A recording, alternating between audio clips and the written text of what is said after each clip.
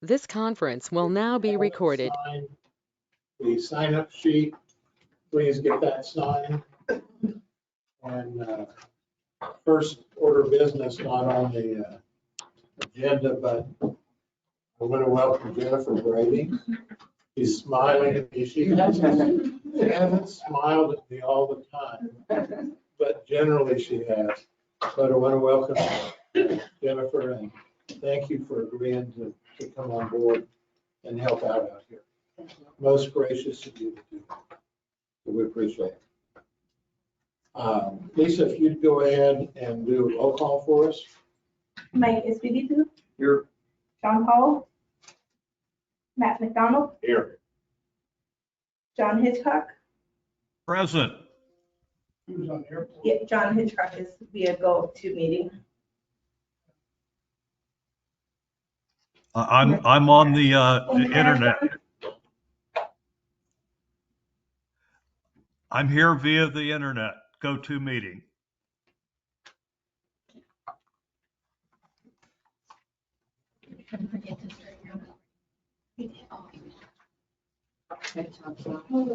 Yes. John Powell walked in, and then Bud Kunkel. Here.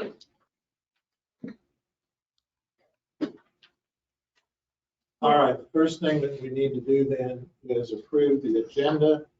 If all the members would look at the agenda, know that this one looks extremely lengthy. At the bottom half of that sheet basically has to do with leases that we've never really spent that much time on before. So look it over and the chair would entertain a motion to approve the agenda as presented. Mr. Chairman? Do I hear a second? I'll second it. Well, Mr. Chairman, The motion and a second. All those in favor signify so by saying aye. Aye. All opposed? Motion carries. Next item on the agenda is approval of the minutes of the October 11, 2022 regular meeting. If you would take just a minute and look those over, please.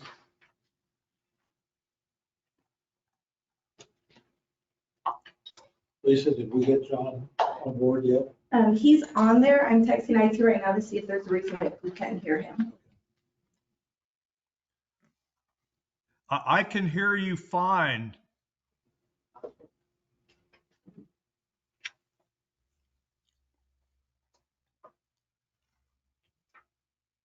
The chair would entertain a motion to approve the minutes of the October 11. Mr. Chairman, on item 9 of the minutes, excuse me, item 10 of the minutes, it talks about report of the committee, airport committee, consider training for airport authority. That's no, we just talked about it for the JTA.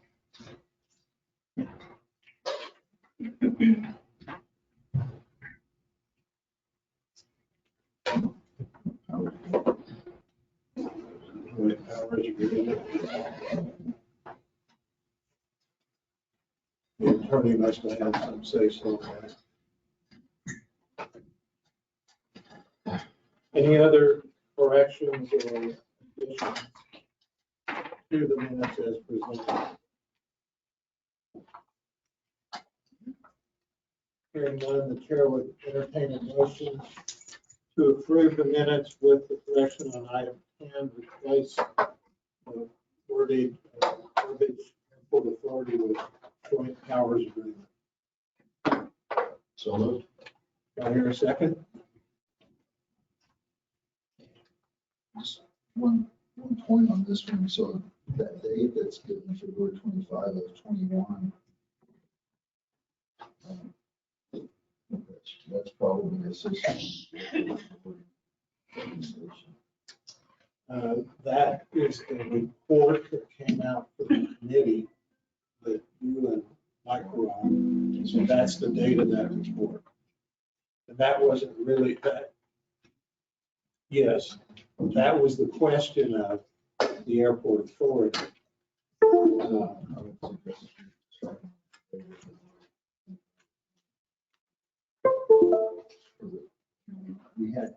commission, we have Travis County Commissioner, staff involved with the discussions, but we couldn't put that forward by itself. So, Mr. Chair, what I would suggest is the joint power authority and then strike also February 25, 2021. Okay. All right, thank you. Mr. Chair, if you can kind of go over those changes so that the, Okay, so item 10 on the minutes, strike airport authority, and then in parentheses, the date. And replace that with joint powers agreement, no date.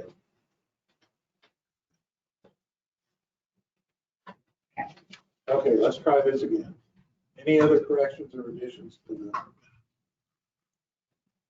Okay. We had a motion to approve the minutes. Do I hear a second? With the correction. Yes, Mr. Spiritu seconded. All those in favor signify so by saying aye. Aye. Opposed? Motion carries. Thank you.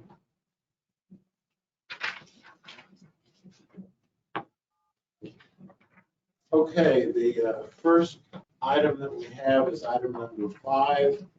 And Juanita, if you wouldn't mind bringing us up to speed on your information, please. I kind of wanted to give you an overview, if you click on this.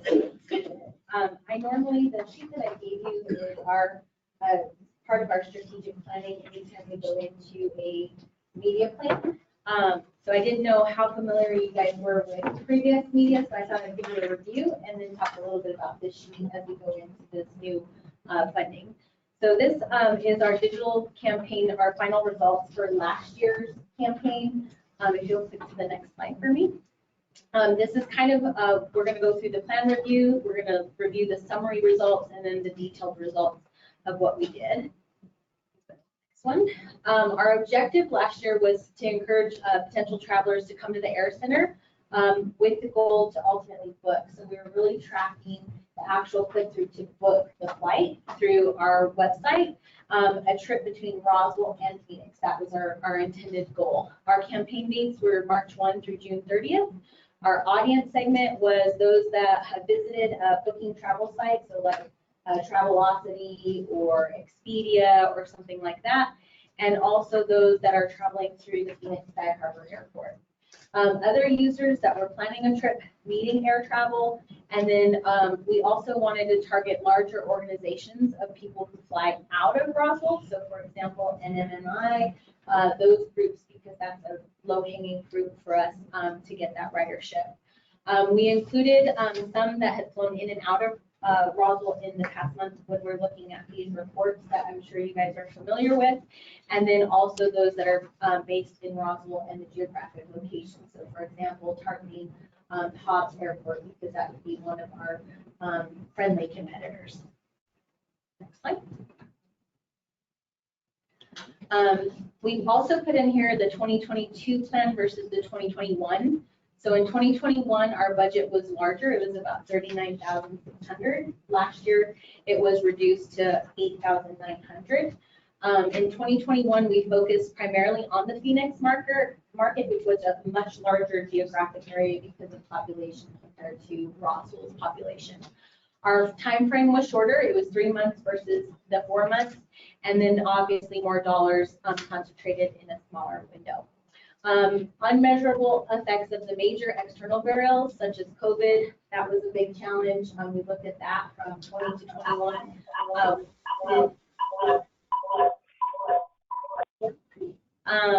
So despite those differences from the 2021 as our benchmark, what you're going to see is at least this will indicate the effectiveness of the advertising for the Phoenix flight versus Roswell. So advertising to Phoenix versus the Roswell. So when we're placed in the Phoenix market versus placed in Roswell. Next slide. This was a little bit of our creative. So I like to show what we had. It's depart your everyday, fly to Phoenix from Roswell. The banner ad with the image of Phoenix. When you go to Travelocity and you're looking for travel, that little image will pop up with the click through to our website. Those were some banner ads also on those sites. Slide. These were the results in the summary. So the things that we're looking at, really kind of hard to see, is we're looking for a click-through rate. That's the CTR. How many of those are actually converted into booking flights?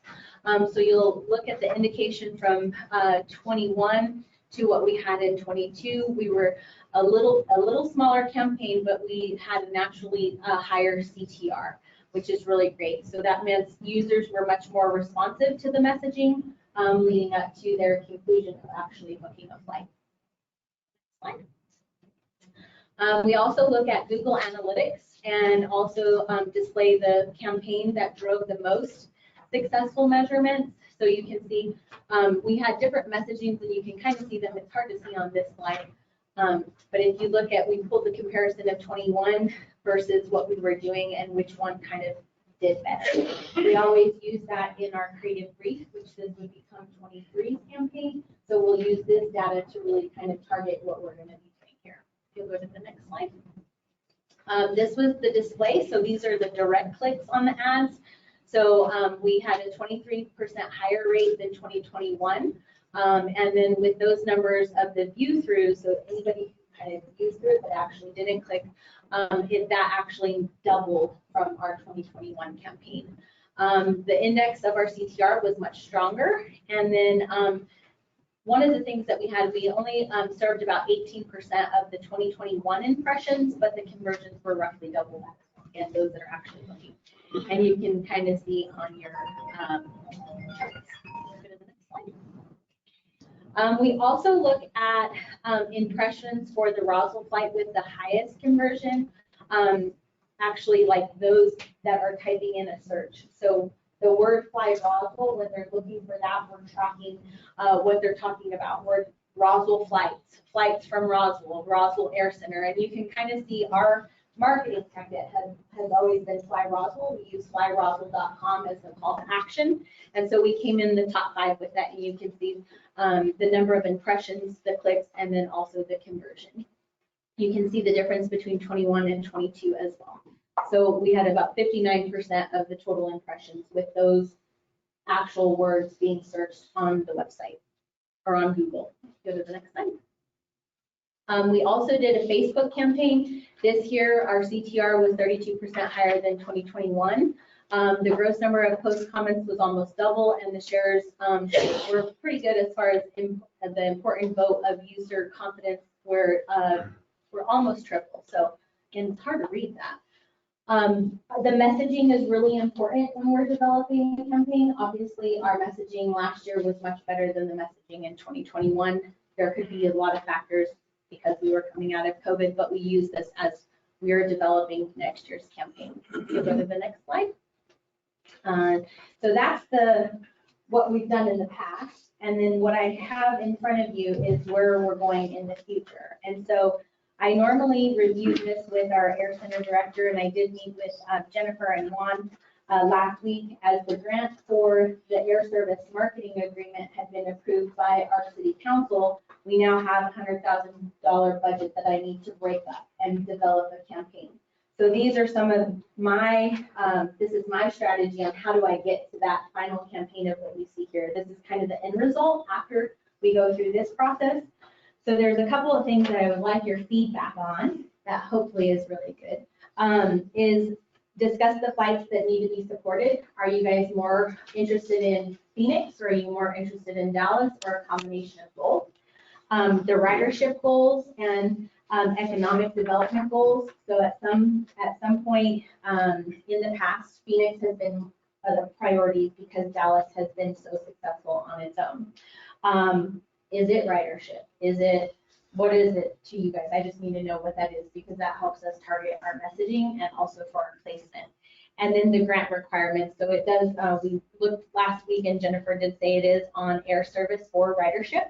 The next objective or the target audience is what we discussed, is that's how it tells me where to place it at.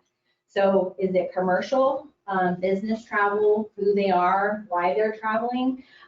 Is it more ridership of a leisure traveler or that business traveler, or is it an economic development piece where you guys are trying to target certain industries in different areas? So in the past, our campaign report for economic development for the Air Center will be coming out. Our report we just ended at the end of October. So we'll have those to share where we did target very specific businesses. So we were trying to attract business.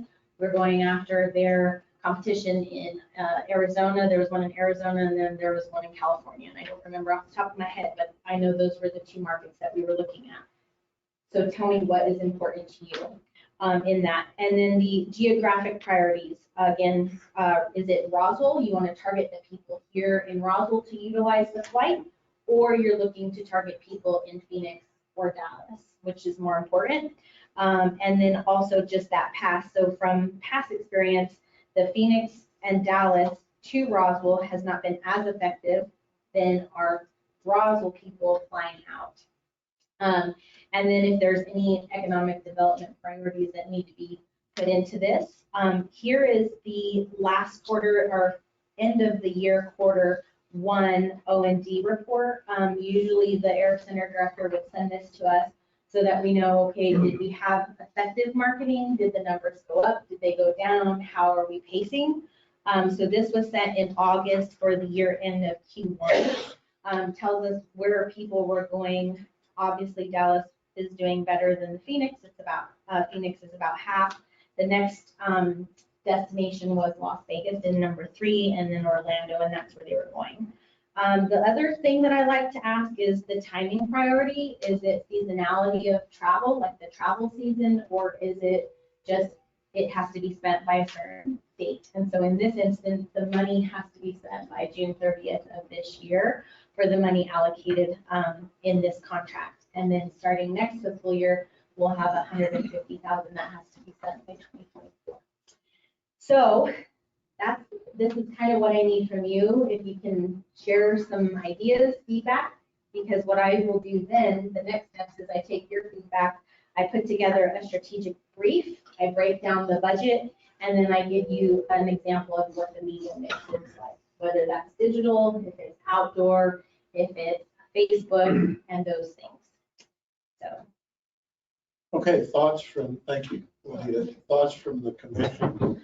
And Mike, let's start with you from the standpoint of trying to identify, or if you think there's a need to attempt to identify for economic development purposes any specific groups that Juanita needs to look and target.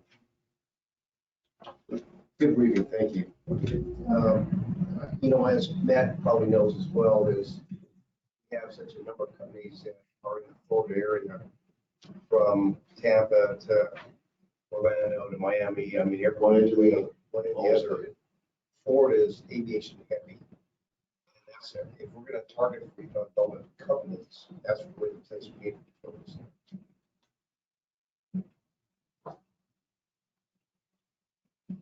Okay, Sean, any comments? No, I was just interested. Matt? Yeah, I have a question before I can comment. When you gathered your data, listen to the websites you were getting it from. Did your data include the airlines click-through rate? Okay, that was just like, well, you don't include me because Yeah. I never book on anything but AA.com or Yeah. yes. I never use Expedia or none of that stuff. The way that it works is we have an ad and we're targeting that ad. So we put in a pixel code. So depending on where they were beforehand, so if they were coming from Delta or American Airlines, we're able to track that. It's kind of like Big Brother. And then it tells us, okay, they were here, they went here, they saw our ad there, and then they went here, and then they actually booked it. That's the conversion. Yeah, but I'm not gonna go to the ad and book a flight. I'm going to, you get the data from the website without ad. No, we get the data from the ad, from the actual ad.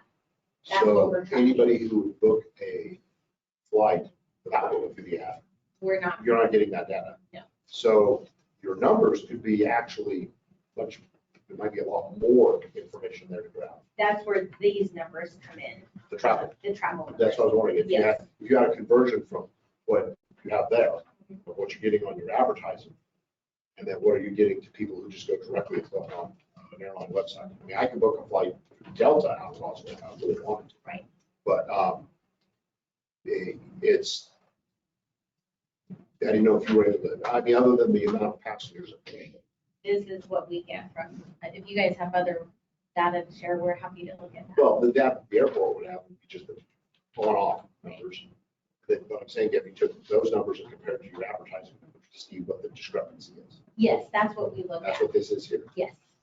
We take into account, these are the numbers that we look at and we compare it to what our conversion numbers were. Did it do well? How many impressions we had?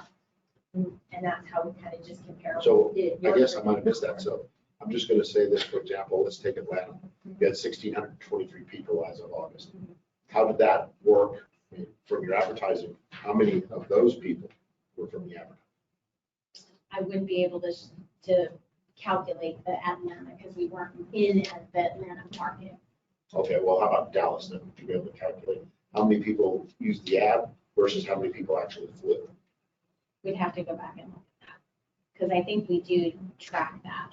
Okay, I guess I'm When just they trying to, actually click on the ad to book Dallas, that's what we're tracking. yeah. And we could give you how many people booked for this ad. And I think that's a great way to do it. I just think you're missing a lot of data because you're only tracking what goes through your ad. I didn't even know you had that too. Sorry. Well, I'm only responsible for the ad. Okay, okay. Other stuff, that's in the air center. Well, you see what I'm saying? But I use their data. Yeah, if you're only getting, let's say, 2,000 people through the ad, you get 16 people, 1,000 Right. flew, that might give you some way to, well, how do I get that out? How do I get that to work? Sure. So, Juanita, I've got a couple of questions. Maybe I'm just missing it, but I don't see ridership or percentage of occupancy on an aircraft anywhere in this. I can pull back or give you, do you guys get a copy of that report? Yeah. I mean, I'm happy to share it. Okay. Because we do take that into consideration. Okay, But again, our goal from a marketing perspective is the ad actually working and converting into a flight? and so that ought to be something that's looked at if, for instance, if ridership to Dallas was at 85%, and today it's at 75%, and the economy's on the upswing, then we've got to spend some money to help encourage those flights. Right. And so I don't see that in anything we've got. Well, this is what we're going to create. Okay, Does that make sense? yeah, but That's what I just shared with Okay. you guys. as far as you spending taxpayer money to make this thing better, I would think that needs to be taken into the actual ridership. We're going up or down to Dallas and Phoenix. And if Dallas is going down more than Phoenix is, then we ought to spend more on Dallas. That's all. And that is taken into consideration, but I don't think Dallas has been going. Uh, The focus was Phoenix, but if you want to focus on Dallas, we're happy to. focus I don't- on that. but we don't know what it is. I think that's the point that I'm trying to make. We don't know what ridership necessarily is doing to us. And that would dictate where more funds should possibly be spent. The other thing on this, one of the things that prompted the discussion that we're having today is the baggage claim area downstairs in our terminal. There's not much visual stimulation for people picking up their bags. No, that question was asked, well, isn't there something that the city needs to be doing right there to encourage future flights? Because it's not just passengers that are picking up their bags. You know, there's folks that are coming to the terminal to pick up passengers. And they'll see that. And so we don't have any display mechanism down there to do that. I think we used to. What happened to the TV that was down there? It's still there. It's not operating. So that's something that started the discussion we're having right now. So I'd like, if there's some funding available to go make the TV work and put some targeted ads in that thing. I sure think that's something that we need to fix instead of just talking about it. That's an IT function, Okay. but I can. send you guys- Well, between the two of you ladies, Mhm. you're gonna have some money. I don't know whether she's got any money. So let's Here's their money. spend some money on doing that with some targeted ads. Mr. Chairman, I may, one of you and your team have really done a great job with these videos, possible. And I would suggest you take those and put those on there, just leave them. Because if anything, that's a great visual. People already spent a lot of energy and time and maybe some dollars in that. And you don't see those around town unless you really, if you look where you find it, but you just don't see those. And down there, that might be the place that. just move them on up. Well, they used to be moved down on that TV. That was the whole baggage claim area with the TV was one of the projects that I started that said that, oh, like this is a prime opportunity. People are waiting for their bags. Does the Air Center sell advertisement on that? Like somebody comes to Roswell, doesn't know there's new restaurants in town or? We do not sell advertisement. We did have a resolution for advertisement, and that is handled by the Air Center, not by our. So we could actually sell an advertising spot for somebody. Yes. Wouldn't be bad if we put our own tourism stuff on It had, it, Roswell museums and all that Yep. stuff. it had it. And if we've got that available, it's already a canned thing available. Right. Let's just get it put up and running. And then consider it may be beneficial to our local businesses. Luprino, anybody else that wants to advertise and let people know what we've got here in Roswell. Most people would have no clue that we've got the biggest milk plants unless they live here. The other thing that we may want to consider, think Dallas folks coming to New Mexico to Roswell. Why are they coming to Roswell? Well, probably in the summertime to go up to Ruidoso. Probably in the wintertime to go up to Ruidoso. And so targeting that, where Phoenix, they've got mountains in Arizona. So probably not as many would come to New Mexico, I wouldn't think. But especially the Dallas market, it seems to me like that's something that we need to look at spending some money in, especially seasonal parts of the year. Maybe not spring and maybe not fall, but skiing season and summer season. Any other comments from the? I don't know how much cost to put something like that in. We ought to have something for all the partners, all the cities around us that help us with, putting together our Roswell Airport. We ought to have something from all their tourism departments or, where to go. If nothing else, we can do the state parks around here. And then from Alamogordo to, Billy the Kid and all that stuff, and then go pick up stuff in Carlsbad or just because they help us. It'd be a great sales thing if people come in here and see it from Carlsbad, that fly here instead of driving to Hobbs. Sounds like a 30-minute loop to me. Well, and TVs are cheap. You can put more than the terminal. Yeah.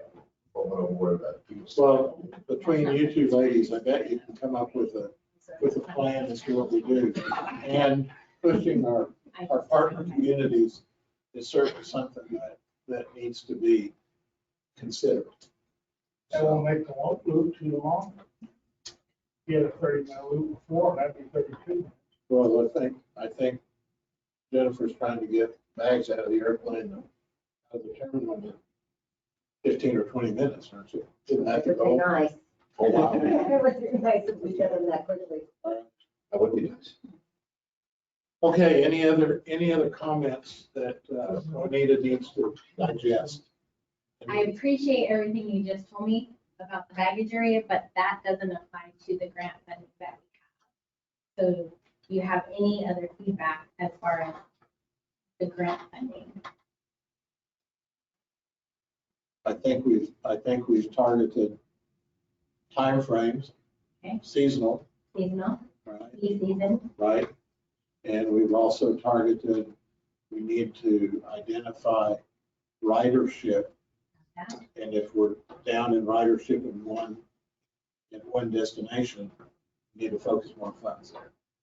And then Matt's comments reference Florida. So that's at least three things that you can spend $8,000. Is that what you've got?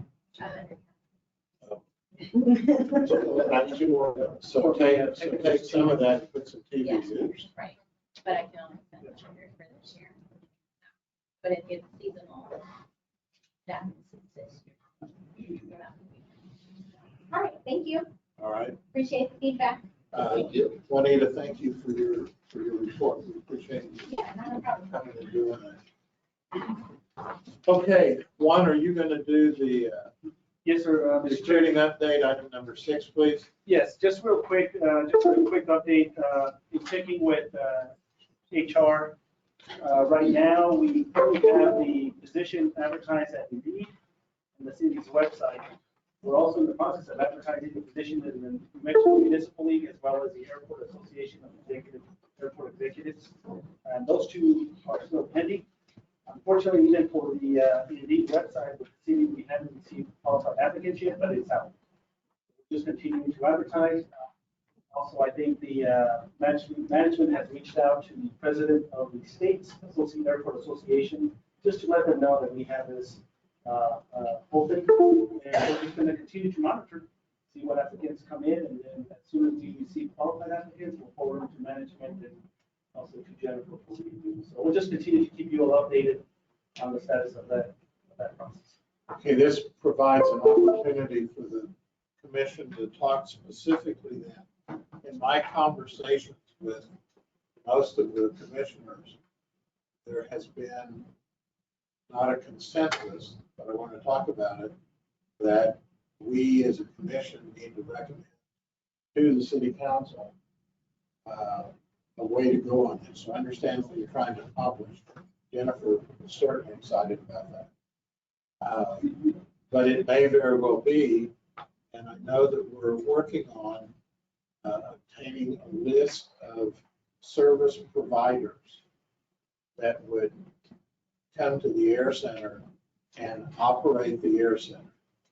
So I want to have that discussion on this item. It's not exactly the same, but I want to be able to take some information back to and talk to the council on Thursday evening, specifically in reference to what we're talking about here.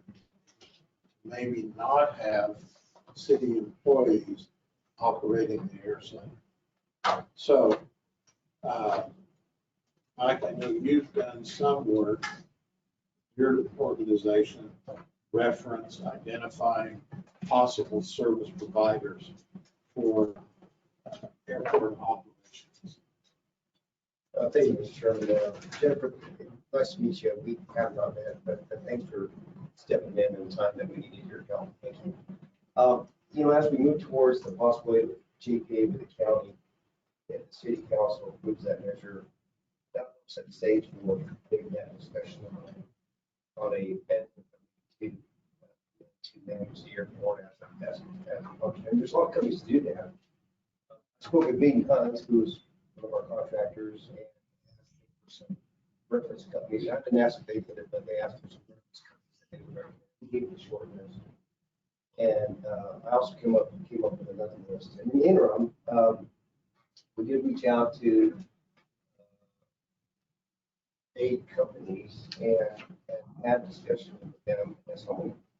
Mr. Chairman, I do want to pass these out. Just one page. Yeah, it's two-sided. Anyway, these are just some folks that we contacted. Doesn't mean we didn't obligate the city by any means or anything, actually, no direction. I did mention to one committee that we are considering a possibility of a change of governance to JPA with the county, which makes it a stage for happening.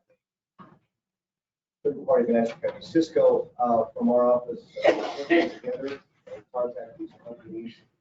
The last couple on the backside of that sheet are consulting companies, not necessarily management companies, but consulting companies. And I'm not sure if that's really what our desire would be. I picture, Mr. Chairman, that if the council wishes to move forward with the JPA, the county will do that in the direction for the management of the Air Center, that the city would consider probably an RFP or something process. And we're not trying to hurt it from my office, but it's really truly a city function.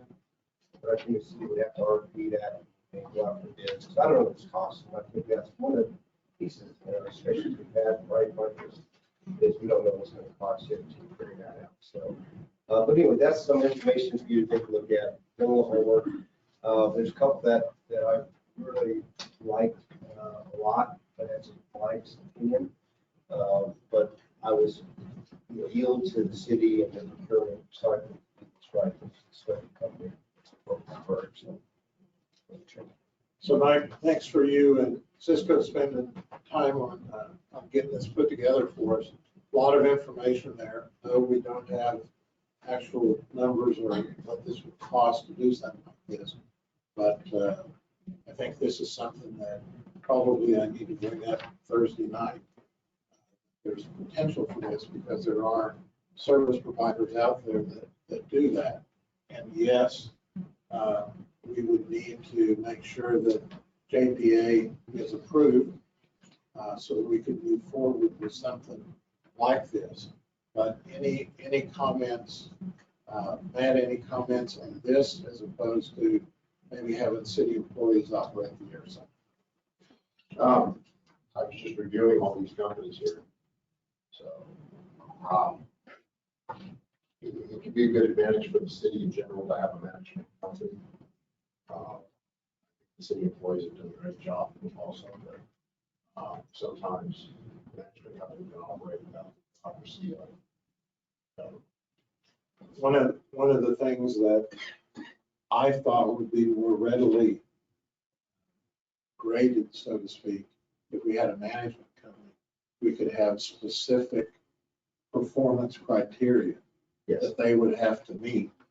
And if that performance criteria was met, maybe there could be, that would impact their compensation. More accountability. Yeah, I don't know exactly how that would work. That was just a thought. And Mr. Chairman, several did do that. They have to measurements. I mean, it's whatever we want. That's what the city would like to do. The council would like to do that. But there's companies that one that I spoke to Tipper yesterday that's what we do. And so, yeah. And I think, I don't know that it's sort of compensation-based management. It's management with compensation. So the bid is that's the second part of the city. But then you build in the measurements and that with your art. Yeah, we have to put together a scope work for that. Sure. So that'll outline. I think what's important too is there's no loss of control of the air center to this company. The city still owns it. It's with the JPA, with the county, and then it's the city county collectively helping to fund the company to manage their center for the region. We don't have a loss of control. No, I understand that totally. It's just like they're in a hotel room. Right. Yeah. All right, Sean, you haven't had a chance to opine on this. Do you have any comments? I would just agree that it was good to follow up with the recommendations from the advisory council. What I'll do then is in my report Thursday evening, I'll make mention of this as a possibility and that some additional legwork has been done, but obviously couldn't move forward on it until JPA is approved. And then that board that's put together for the JPA may have some different opinions.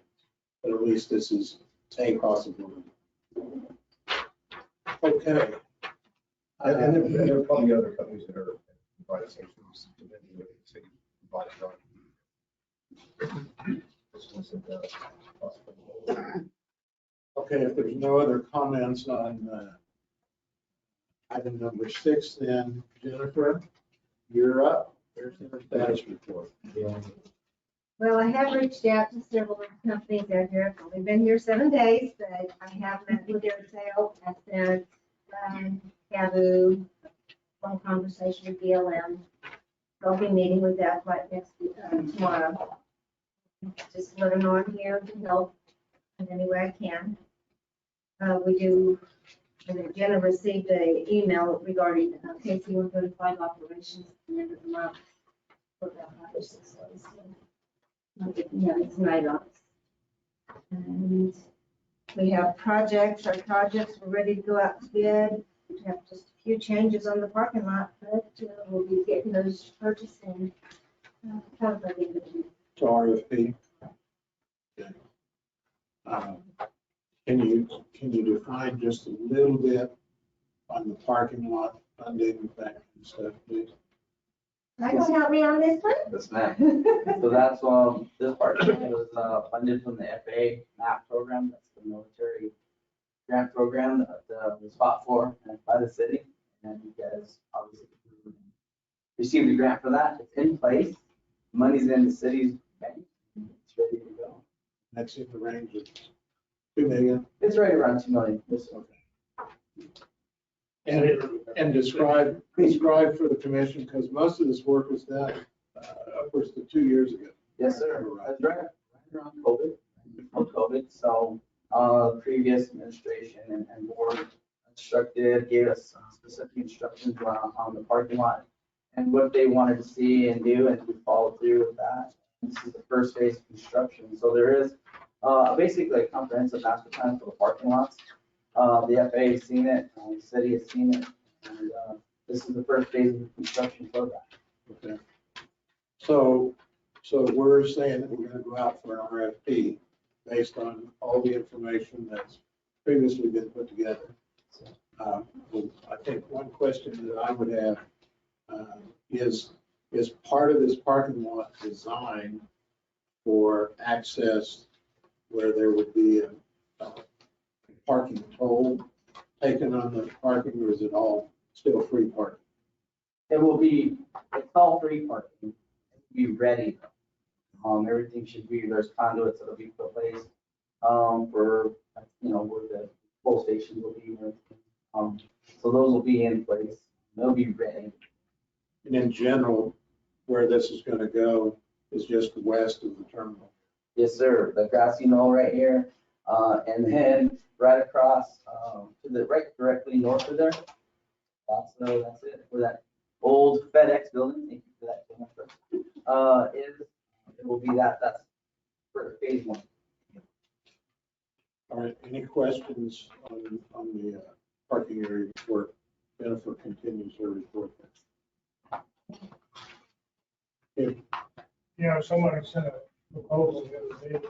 This day, there was proposals sitting around about the parking. Private investor wants to do that. And that is there. That might be something. I mean, it's hope it's out there. Private investor model. And I think the two could go hand in glove, whether the covered parking could go on to part of the city on stuff. Because what I had seen from the investor was they wanted to fund it all, fund the whole thing out of their pockets and give the city a cut out. I think we need to have airport staff that pretty good before we go that direction. I think they'll look at it, but I mean, there's some other land over here that you can do on the other side. Sure. You can make it into parking over there that's vacant, and you can enter into a lease with him. I don't, negotiate a lease on the city land, you can get it back. And, yeah, we'd be silly to not at least look at that sort of option. Obviously, public-private parking work quite well. You still have both options. But, It does now, of course, that's all private. well, in Tulsa, for example, you look at fine parking, right? They're right there. And a lot of people, they're always full because they just do a good job of parking. Well, and we may find that if we've got covered parking out here, People use it. they'd end up using it, so. And if they had a fence around it, it'd be more Yeah. likely to be. Sure. Secure fence and fine parking, feature parking tails, work balance. I think it's kind of a concierge. So that's something that we need to take up probably at the next meeting, because we'll have some info on our stuff that's going to go out for RFP, right? You could put a trailer over there for Jennifer's stay. She would shoot. You know, spot. She would for sure. But that's, we're trying to put the trailer in now. Oh, we just got it back, and now you're trying to pour cold water on it. But there's one of those in El Paso, and, yeah, it's really nice. And it's, I won't say it's hard to get into, but it's always cool. You can get your oil change like Everything is. Yeah, and you pay more, but you will pay more because it's a nice facility. Also, it's that security. And it's just that it's secure. Put your car in there, and it's gonna be there and not broken. They'll watch it for you. Hey, Jennifer, let's go ahead and continue. I think you were up to passenger boarding. Lisa. Yeah, no, we didn't call in your office so we can maybe finish this tax proposal for participants in it.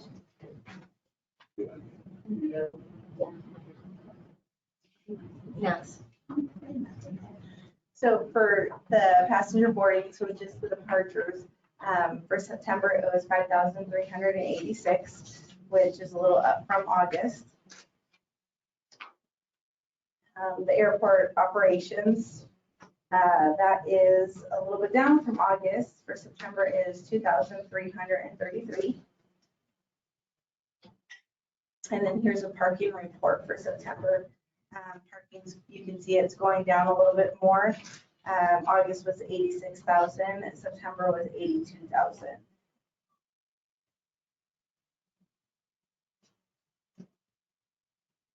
So the downward trend on aircraft parking, just that we've talked about, is going to continue. Yes. Any questions from any of the commission members? So recharge. Mr. Chairman, now, Juan, how's that correlate with our budget? Now, what do we see at the end of this year? What's your crystal ball saying? Are we going to be at budget? Are we going to be below because of these? I mean, what is the projection based on that trend line? Sure, Mike, I think that information would probably be best. I know we had a scheduled presentation to go over the financials for the airport. We're going to be doing a presentation on that. I can tell you right now what that number will be without looking at where we are at the end of October. I think part of what I was trying to present at the last meeting was to try to give you that information of, on a monthly basis, what the percentage was where we should be at to kind of get to a estimated end of the year quarter.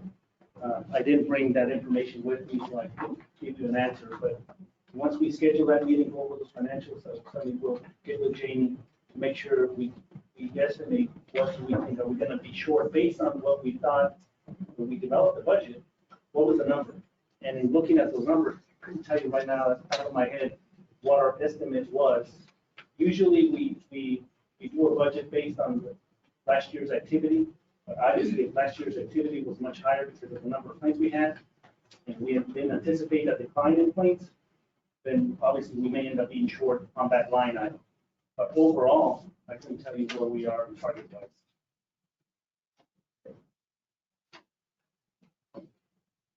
Okay, Jennifer, anything else on the report status report? Other than I'm just going to still continue to go out and meet with our tenants Okay. And I think that's, I'm sure that the city, interim city manager is in favor of that happening. This commission is in favor of that happening. I think the city council is in favor of that happening. So, and I have had some good comments from a couple of lieutenants. They certainly appreciate your interest in them as tenants. So thank you. Been well received. I'm here. Now we just need to get the tenants to bring more aircraft. Working on it. I have to find Miami. Okay. All right. If there's no other comments on item number 7, let's go to item number 8, monthly lease report. And Jenna, if you'd start that, please. You go to the next slide. So this is our monthly lease revenue report.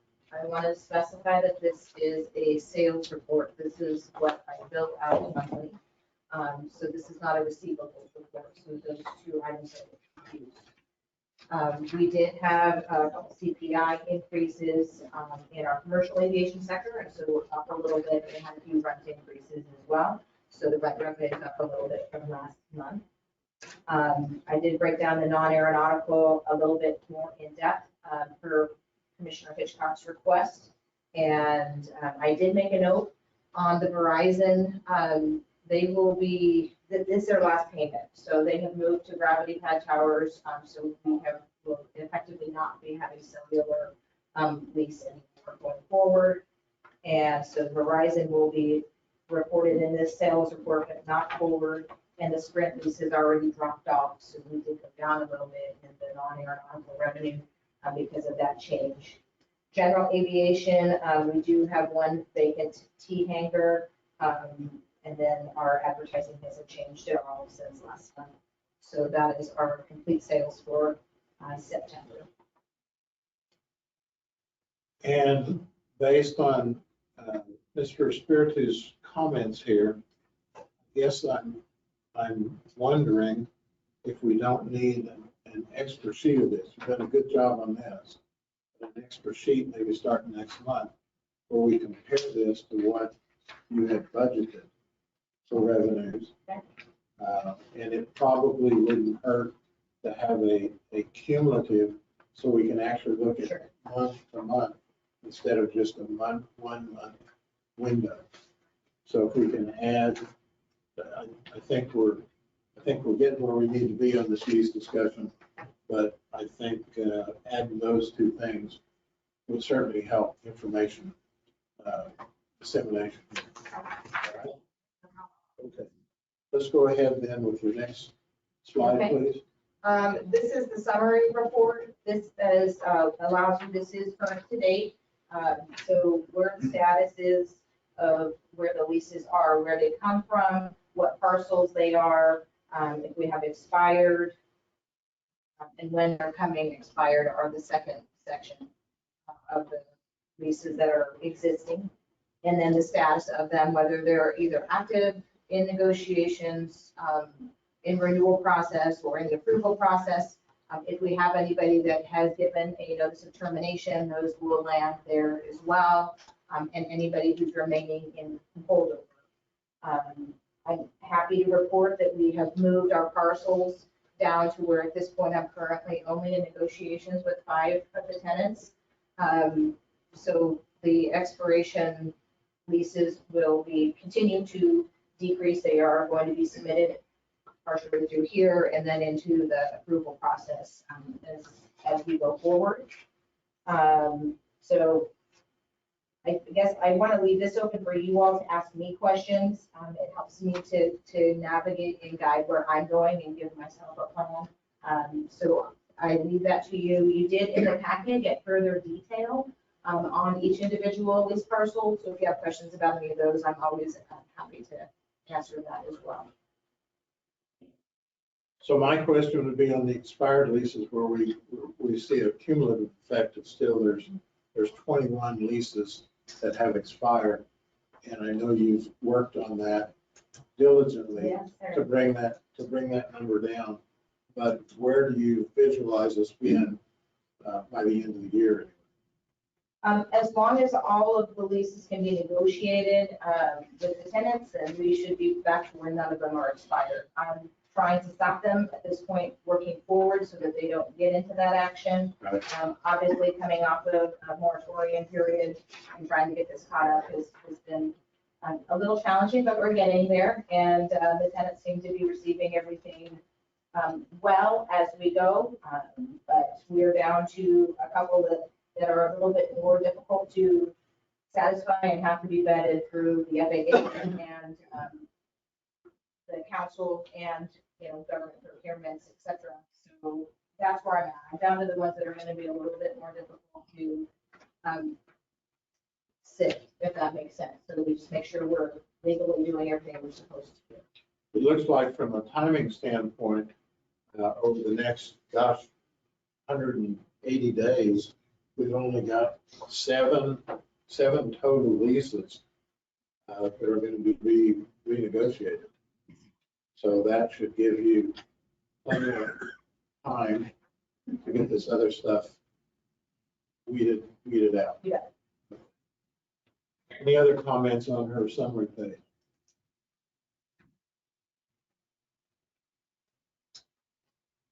Okay, we will have discussions on individual leases towards the end of the meeting then.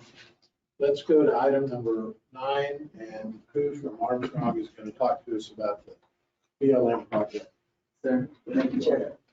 My name is Mike Garcia. I'm with Armstrong Consultants. With me today, just so everybody knows, there's a lot of new faces. I apologize, I'm not really familiar with it. With me today is Tim Archibald. He's one of our engineers as well. So thank you for having us. On the BLM project update, that we had a call with a few of the members of the BLM here and city staff around August, I believe, in there. And they had told us to start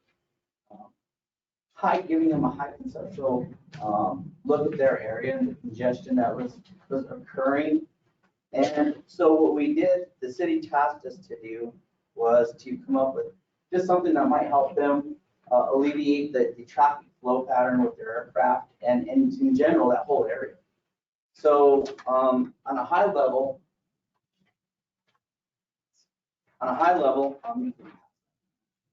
we came up with a little tax lane and a little bump out that the BLM had kind of wanted to see. What we did is looked at traffic flows, traffic patterns, the size of the aircraft that the BLM is now using for firefighting. We use that to generate basically a taxi lane. We'll call it taxi lane / holding pad for their aircraft. And it kind of creates a nice circulation. You know, when you go in general aviation airports, you always go to the end of the runway and you see bypass taxiways. Well, there's a reason. So you don't have head-on people waiting for one another. And in this case, what we did is we wanted circulation. It just goes back to traffic engineering almost. Only it's with aircraft.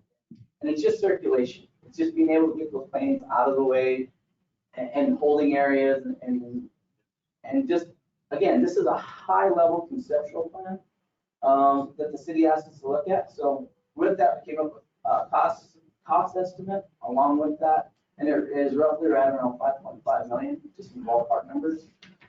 Again, that's the concrete. There's the heavy planes, and it's not your general aviation type aircraft. With that in mind, that's what we came up with. Again, it's high level. We said this is great. The BLM hasn't really come back. We sent it to the city and BLM, and they've been looking at it, and that's where we're at with this project. So the next step, what do you visualize as the next steps? Because the fire season is probably only 6 months away. Sir. So we've already talked about this, and we got Thanksgiving and Christmas to get through, and then pretty quick we got fire season, and we don't have any concrete for it. Yes, funding. So where do we go from here? Funding. City's gonna have to look at funding, BLM's gonna have to look at funding. I don't know who wants to take the lead, if it's the BLM, city. We were just tasked to come up with that.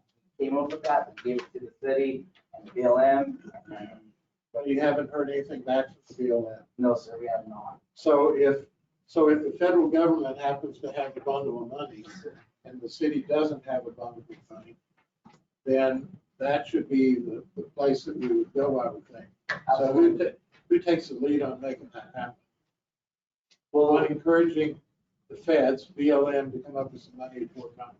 Yes, sir. When we did their tank update, about 2010, the city, hired, well, the BLM came and said, Jennifer, we want to upgrade our tanks. Do you have any? We designed that tank system. It ran through the city to us and ran back that way. So Okay. that's really how I kind of envision this working. Okay. The same way as we did their tank system. So between airport and city management, we need to look at any sort of funding that may or may not be available. But we've got to get buy-in. And I think that buy-in has to come not just from the city. That buy-in needs to include the tenants that are most impacted by this out there and the BLM. So do you have any sort of time frame between now and the end of the year to take your high-level concept and sell it to BLM and they say, yep, that was good to us, and talk to our tenants out here in cooperation or coordination with We would lean on the their city.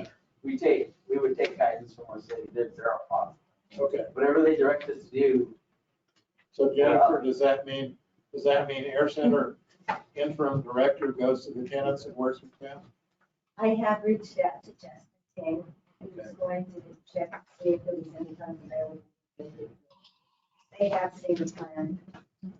And what comments have the tenants had on the plan? Haven't heard that. He liked it. I thought it was great. Haven't heard back. Okay. So give me a time frame between Air Center Management, Armstrong Engineering, on when we should be able, if funding is available from somewhere, and when we should be able to come up with a plan that will satisfy the requirements and move big aircraft around there and not negatively impact our tenants during fire season. Remember, we got Thanksgiving. Yeah, no, I'm starting in January, to be honest with you. January 2. There's a survey in geotech about at least 1 month. So are you thinking the end of January? For what? To have buy-in on a plan? Oh, yeah, absolutely. I mean, obviously, why not? I mean, yeah, the BLM, those guys usually go on vacation around mid-December, they all listen. So we've got really just a month. So if we've got buy-in on the plan and in conjunction with that, we're looking at any sort of funding, at least identifying, is the city going to have anything available? If they're not, then we've got to look at feds. Well, Mr. Chairman, Commissioners, if I could jump in right there, we have done, the mayor has been shared this plan, Senate date. I spoke into the Heinrich's office. They were supposed to come by on Friday. I know the mayor had some meetings set up with the congressional delegation to discuss some of this, and we're seeking funding not only on the state level, but the federal level, outside of what BLM we do. I just know that there was enough consternation the last fire season that had a negative impact on the tenants, that if we don't provide action and timeframes to make something happen, we'll be talking about this next November. Great. So we don't need to do that. Mr. Mayor. Yeah, I mean, I don't know, but the other day I was watching the news, and it seemed to me like in Albuquerque, they were putting in a thing at Kirtland Air Force Base for like $50 million to fill up tanker planes in Kirtland. I seemed like I saw that somewhere. Now, to me, if we can come up with some kind of a solution that costs $5 million, it makes some sense should make some sense to the BLM and to the Forest Service and actually people in Texas and all across New Mexico. It ought to make some sense because they fly those planes, they go straight across they don't have to fly around White Sands or anything else. They can fly over there. they can get clearance. And to me, it's worth it to me to do this damn thing, just so they get off, so AirSale can use more space. I mean, they've been a long time tenant here, and we damn sure ought to find something to do it. And it doesn't seem to me like it's, I don't know, I'm just a little different political animal than some. I'm not afraid to ask it. But if you don't ask, and you don't ask at the right time, when there's a hell of a lot of money out there, like there is now, I mean, the state's gonna have, probably could have $2.5 billion to give away. So shit, if you don't have your stuff done and now they're ready to ask for it, you might as well just go home now. You know, I mean, that's the way I do it. I think the mayor's exactly correct. I mean, it's been, And he's got, AirSale's been there a long time, and you know, we need to take care of it. he's got the opportunity because of contacts that he has. to It hopefully, might not be tomorrow, but today it does. but hopefully get some. You know, it's reality. It'll work. It'll work. So from the standpoint of airport staff and engineering, let's have an update on this specific thing of where we are at our next meeting. And then let's look at some time frame to ensure that we've got buy-in from the parties involved. And at the same time, Jennifer, if you monitor with interim city manager here and with the mayor on trying to fund this thing. Because I know if we don't keep it going, it will just sit there. And then nothing will happen. You know, I had Teresa Ledger, Hernandez, her dad and I were in the Senate together. And when she came by the other day and we talked about this, you know, she said, well, they got, you know, we have this program going where you can get 15, congressional people can get like 15 projects that they work on in their area. But you know, I mean, after the fire season we had up in northern New Mexico this year, I can guarantee you the federal government's gonna dump money into New Mexico on fire after what they're gonna pay to fix all that control burns. Right. And after the Scott Eagle fire and the Los Alamos fire, every forest guy, the next year, every forest guy had a brand new 3/4 ton truck.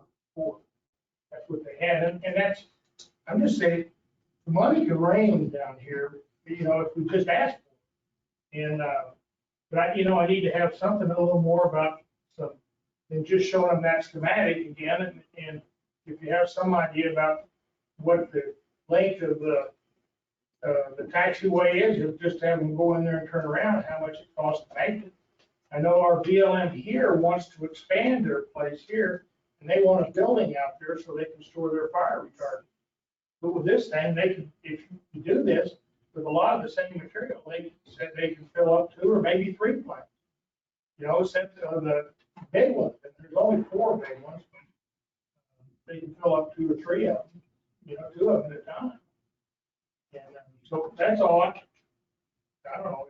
We need to have a little bit of facts and figures, and you might have to throw another 250,000 for a building over there, just because it costs so much to build something like the prevailing wage, but, you know, just to build and store their fire retardant. But I know AirSale needs that. We can't keep saying that AirSale has to drop everything and move everything just for them. So, you know, I don't know if that's just me.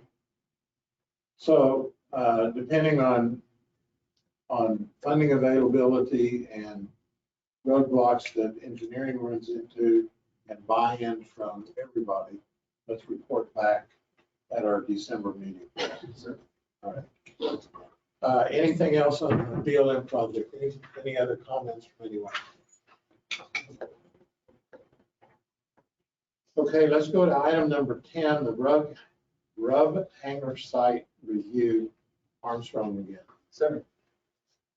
So we had a meeting with the city last week, and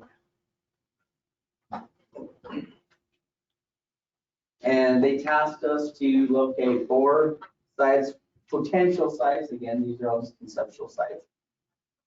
And they gave us some direction as far as the site location. So we had our planning group go ahead and lay those out for visual. This one is in the the tree there by Mystic, Mystic's old building. And you can see we laid it out, we have parking lot, the access to Mystic's out here. So with that, this is option one. Okay, so in option one, Lewis had asked us to do a little pro and con of each site. So some pros on this are all the utilities are really close. We have a lot of utilities in the area. Should this hangar need utilities, they're really close. Access to the runway obviously is down, and 321's right over here. Apron would exist. Obviously, we would have to come in and do some tear out. The foundation engineer is going to want his own foundation and such. So those are the pros. Though cons would be the access to the site. And I say that just because we don't know future leases to get into Mystic and everything. That's an unknown. Again, the structural engineering could be considered a con, just because we have to tear out maybe a little piece of the apron, or just depending on where this is actually located. The structural engineer is going to put a stamp on it, so he's definitely going to want his own foundation in there. So there could potentially be a cost for removals. And again, the foundation itself, that's a cost. It's not really a con, but it does. There will be some removals and some of these. Just depends on where we put it. And these are just conceptual locations. You can slide it up, slide it down.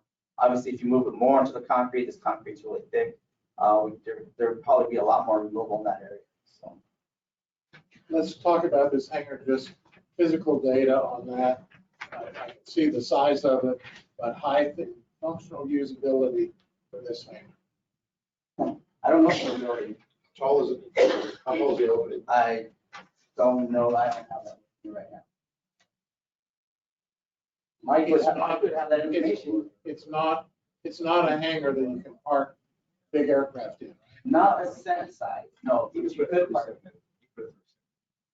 You can't put a casino.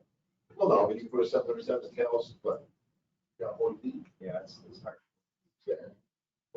So you could stem wall that if you needed to get more height out of it. But what we're trying to do is identify functional usability for this thing. And that was one of our questions to the city. We actually sent a whole list of questions to the city, because we don't know what people are, at first it was going to be a cold storage building out somewhere out in the airfield. I don't even know where. So there was just a whole bunch of things that were unknowns for us to come up with. Part of the reason that I'm asking the question is the building functionally usable for an aircraft MRO hangar, or is it more functionally usable for a storage use? And I guess we don't necessarily know the answer to that. Depends on your customer, but for like an engine shop or an engine shop, something along those lines in it, yes, it's functional. Okay. If you're gonna put an MRO and they're working on anything bigger than that, it's too small for MRO. Too small for anything, like I said, 3.7 would fit, that's about it. That's it, then you limit yourself to who would use that. So some sort of, ideally, it sounds like some sort of back shop use and or storage. Would that be primary use, Mike? Yes. Okay. Not storage. I recommend going storage. No, that's not a good idea. Use it for a job creator. That's right. Okay. Well, So back shop use would create jobs, but that's got to be close to something that So that shop could be anywhere on the airport. doesn't make any difference. So no matter what's the other side or the other side. Okay. In fact, there's a back shop, it's better off than that side. So because this has proximity, you said most utilities, well, all utilities are to the old Mystic site. They're there. Yeah. And we were right Lewis. Okay. Yes. So if they're all there, then it's just tearing out, hooking up, and putting it in. Is that, from the tenant standpoint, is that something that if the tenant wanted to start a back shop for engines or landing gear or something, would that location be a reasonable location, in your opinion? So for aircell, we have our own landing shops. Okay. How would do that? Engines. Engine What storage, type it would be, engines would you do there? a good facility for It engine just, storage. I think you need to figure out what, when you're talking back shops, sheet metal, composite shops. Yeah, we're talking about more like a Interior. composite and interior Yeah, shop, something that you would something, have, something that's gonna not require tons of height. you're gonna need fruit flow, I mean, you'll need, Well, so customer on the other end. Yeah, You gotta get the stuff in all day long, but your fruit flow, So this location would serve that purpose likely at less cost to the city because of proximity to utilities and access. Okay, all right, let's go with the next location. So the second site the city wants to look at, really, this is, I think this is Mike. Actually, Mike, the old one, they 321's like right up here. This is actually in line with the old study that we did, it's been 4 years ago. There's a study, that water line study and all that developmental hangar study that was, this kind of falls in that location. It's just what, instead of it being right up here, we just shoved it in the corner. This is what, again, this is conceptual. So this is, the hangar with parking, a little apron, that they can turn the aircraft around and maneuver around. Pros on this one is, it's in line with the south side development, accessibility to the taxiway and 2-1. Cons might be needs infrastructure. Obviously, there's no infrastructure. Automobile access to get to this parking lot, to this location, that would definitely take some effort. And the cost, again, you're looking at apron, the parking lot, and foundation design. So, but this area was asked. We did lay that in for the city. So this would be more expensive than the last one to the city. Yes, sir. Okay. Option number 3 is out there. Where the whole congestion is, right? All right. So option 3, again, looking at this, the pros to this site are accessibility, parking, obviously, auto accessibility, infrastructures in the area, and apron. There's a lot of apron available right here. Biggest con is it's in a congested area. The BLM's like right in here. It's already in there. So we got just this general aviation. This is going to be a challenging site for aircraft. If you do move this, if there's a lot of activity, this area will get really, really congested really quick. And it Already is. Yes, sir. So not an especially good option. That's Maybe, yeah, maybe 4 out of 4. Sir. Okay, go ahead. Okay, option 4, that the city requested us to go ahead and go in it. So there's this Alpha, actually Alpha 71735 is like right here. This is called, we a long time ago too, we completed a north side development area. And at the time, just a quick background, this is going way back, that if you remember on the previous option, there was those general aviation hangars. The idea was to move those hangars all and create a general aviation area on this side of the airport. This could potentially be the start of that area. And with that come the pros. Again, Lewis put a water line in to get to Sky. You can kind of see the scarring. Obviously, we work with them. We just laid it in. So there's a water line. Utilities aren't that far away. Accessibility is definitely a pro. You got Alpha and 1735 over here.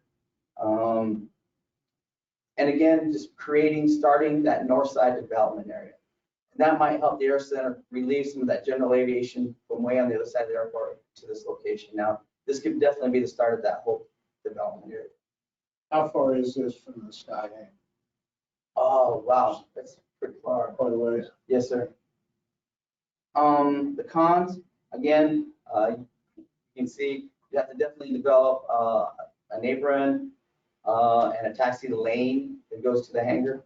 You do have to potentially create enough gate access or use the Sunset Gate is like way up here and create that access point.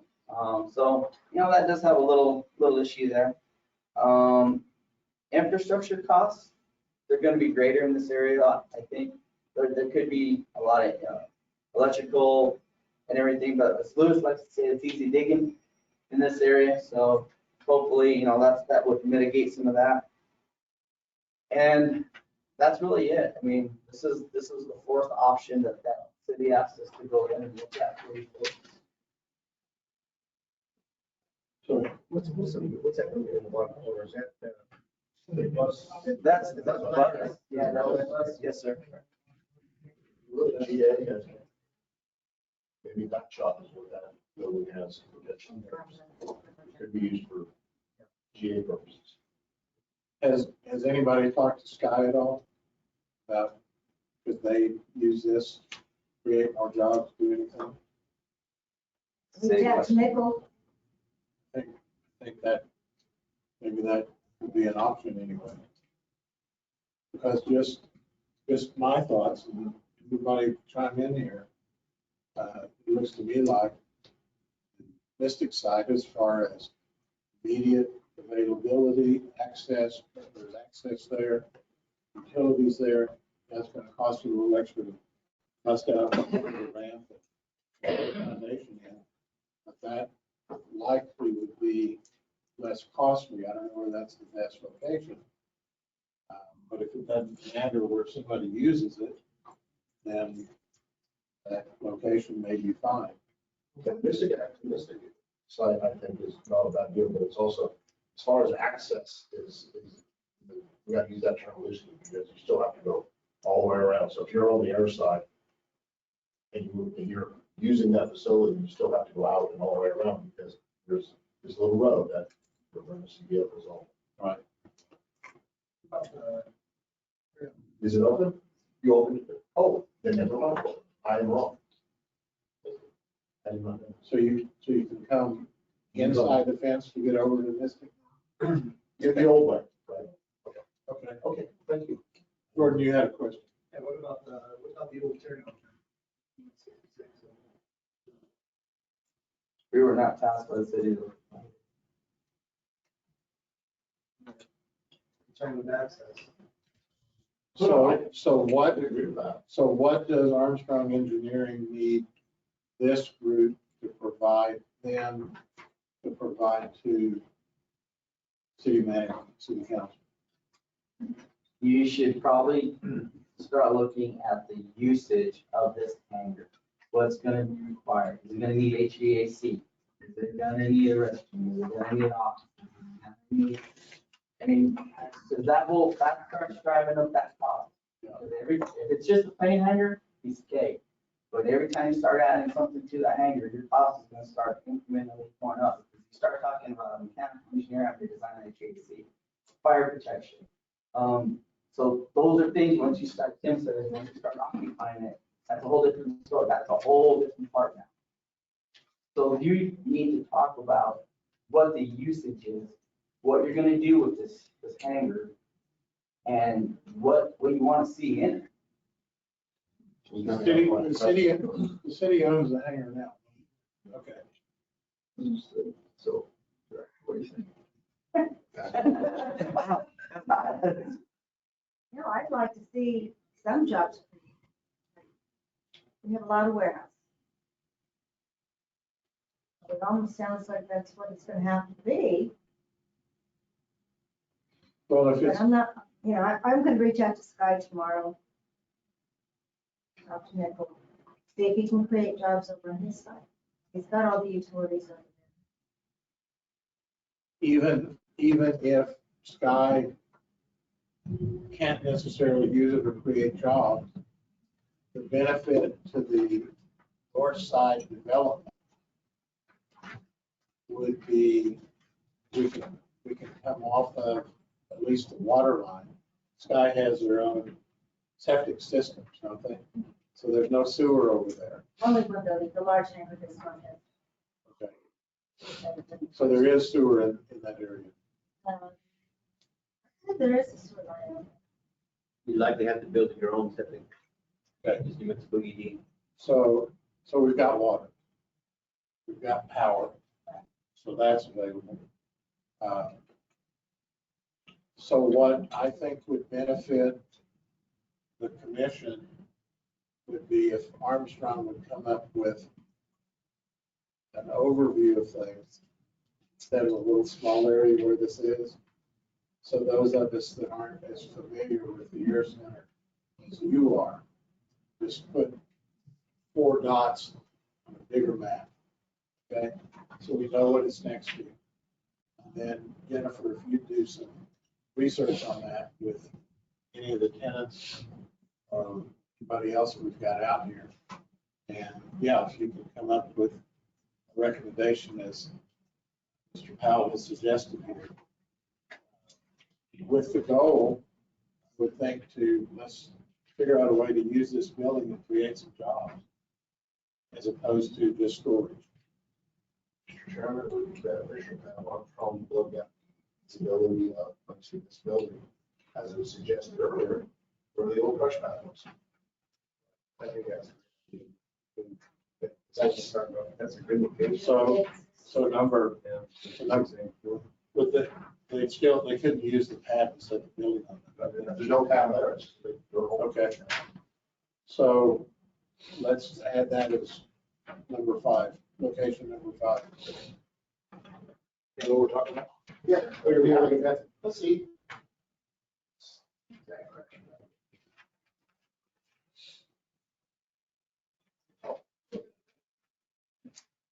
To the north.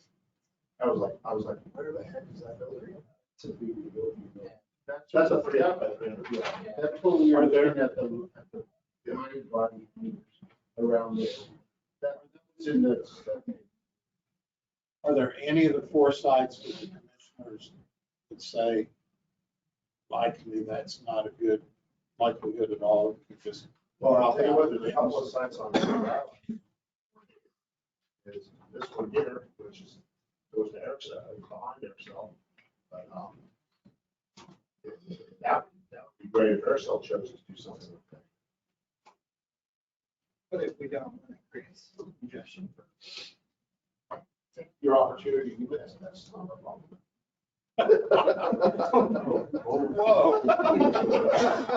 Whoa. Whoa, he didn't really mean that. Yes, give me that. So let me ask the question again so we can move on, because we're an hour and a half into the meeting.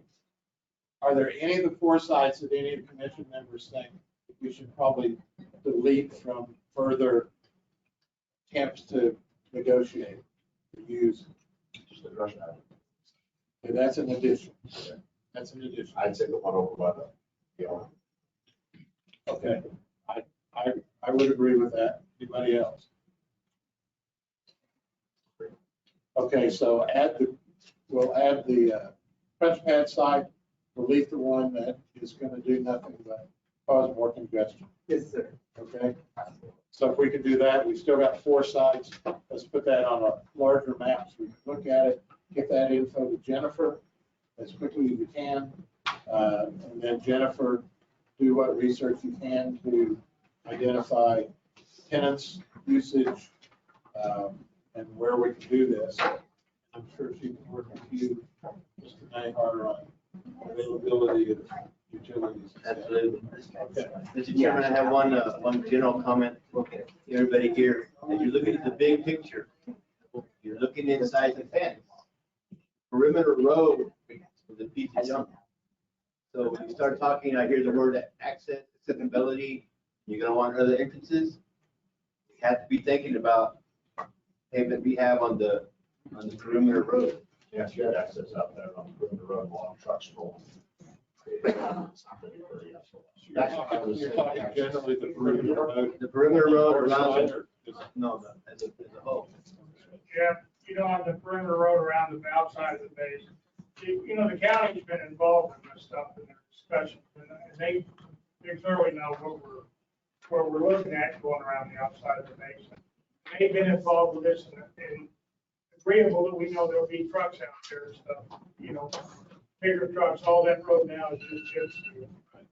But, yeah. Mayor, as you be talking to anybody about money or anybody talking about money, Perimeter Road, I think is about 13 miles. Rounded. Yes, sir. So I'm gonna guess that we're gonna probably be talking 16 to 20 million dollars to do it all.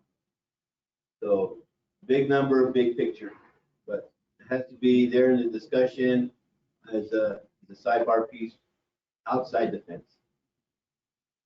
Yeah, if that's, I know that's all part of that, but they clearly, they know and understand on the roads and you can take, that road behind the YO road out there, I don't know how many yards those rock those guys haul There's over a crushing the pit back. out there.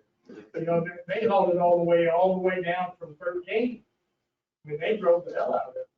But, I mean, those are all heavy. So, I mean, it'll hold up quite a bit more. And realistically, even if funding was available, likely the east side road, perimeter road, and the north side perimeter road would be the focus for any redo or widening. The north side, we just did with Thompson Road. We did a portion of that. Right. That's what I would be thinking, just thinking out loud, we would in situ or full depth reclamation of the road that's there, use that surfacing and then put an overlay and widen it. Sure. Not super highway, but just structurally sound for heavy loads. But it'd take dirt work too, especially Yes, sir. the south road that's on the east side. Yes, sir. Again, just a general comment. Thank you, Mr. Chairman. Okay. And whatever you look at on, if there's a ballpark figure for anything on fire suppression, any building that anybody's done in Chaves County that has to add fire suppression later is almost cost prohibitive. So we need to get some idea about how crazy the fire marshal is. So include that thought with the discussion. Okay, unless there's any other comments on the rub hanger, let's go to item number 11. And I think we've got our erstwhile city attorney going to talk to us about that. Hi, Mr. Chairman, members of the commission. This, unfortunately, we don't have a ton to report on. We presently have an insurance issue. So the way the agreement is structured, the city would inherit certain environment, could potentially inherit environmental problems. Problem is we don't have a good gauge of what the problems are and are currently trying to see if anybody will insure us for these potential problems. I know that Mr. Stark had a couple additional comments that I need to work with the new director on, but otherwise, a lot of the core of the agreement is good to go. It's just this one little issue that I'm not comfortable advising the city to enter into it until I can in some way report on the potential liability. And yes, just so everybody knows here, basically it's a southerly portion of the track that is at an intersection over there, if I remember right, where now the road is there's an embankment there. Yes. And you can't go through there, is that correct? Correct. Okay. And then that proceeds south. A portion of it crosses whatever the next road is. It goes in between those two big storage buildings. Yeah. Okay. So that's the portion of the railroad track that is in question. A portion of that is now on property that the city chose to sell off a year plus ago, although the railroad right-of-way is still under city ownership. Correct. And so and then there's one group down there that still uses some of that railway, and it's unclear whether one term of the contract includes their usage or not. And that that's a simple back. So is BNSF, I know they're I know the railroad is always difficult to deal with. They're aware of the dilemma that we found ourselves in, I believe so. but they probably don't care. Well, BNSF has a gross product significantly larger than Roswell, so. Okay. All right, any questions of our attorney? There was next to the railroad with the mold buildings. That's correct. Well, one building has mold in it. Yeah, the other one is apparently mold free. But we can get mold in there if you'd like it. Don't give me ideas. Could grow lots of fungus. Roswell could be famous for mushrooms. Don't give him ideas. I thought you were going to transfer the mold out on the train. Okay, any other comments on the BNSF situation? If not, we're down to talking about leases. Now, we've never really done significant effort on doing this. So this is our first pass at it. Jenna and I have spent quite a bit of effort on making this as expeditious a conversation as we can. So we'll see whether we can continue that thought process. So you have, Jenna, what do you want commission members to turn to? So, I mean, I'll make the assumption that you've all read through the leases. We did have a boo-boo on the packet. We wound up with 2 Carlton Walkers. It was a repeat. I did grant Carl Davis for you. Luckily, it was a T-hanger lease, so they're fairly easy to replicate where they're in the interchangeable.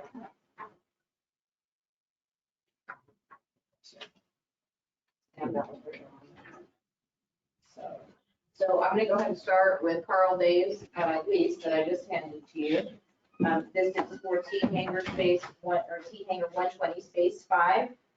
Carl Davis is requesting a lease for T-hanger space 5 and 120 consisting of 1,002 square feet, more or less, located at the Roswell Air Center for the purpose of aircraft storage and maintenance. The lease term is for 1 year, commencing on December 1st, 2022, and ending November 30th, 2023. The term that we come up with here is per the current Roswell International Air Property Management Plan. The T-hangers are specified on page 5 of that policy. For your reference, that they are in no more than a 12-month lease and that they remain month to month. So that is why the 30-day in or out clause is in this lease. So the tenant will be agreeing to pay $2,505 annually with monthly installments of $208.75, bringing their lease rate up to $250 per square foot, which is what all the other T-hangers are paying currently. And I don't see that changing much other than CPI going forward. We have a lease rate for $250 a square foot with just the CPI every year. And he's already agreed to this? I have not, per your instruction, not spoken to the tenants yet, wanted to get through this process, and then I will go to the tenants and speak to them about this proposal. Should bring me to a question, if they're not in agreement of this, do I bring this back to the Airport Advisory Commission before it goes to legal? That's a good question. I don't think we thought about that. So, Mr. Chair, I'm just looking at the total amount of these leases that are listed here. and I had $2,000.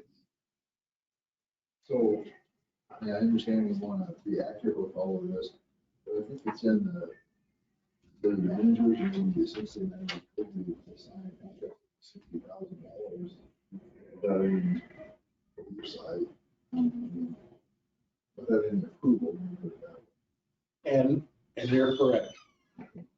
So we're looking at these just for knowledge or for information purposes? We're looking at these per direction from the city council, that they have a desire that this commission provide some input to the leasing agent at the Air Center if we think that there's something that needs to be done to them.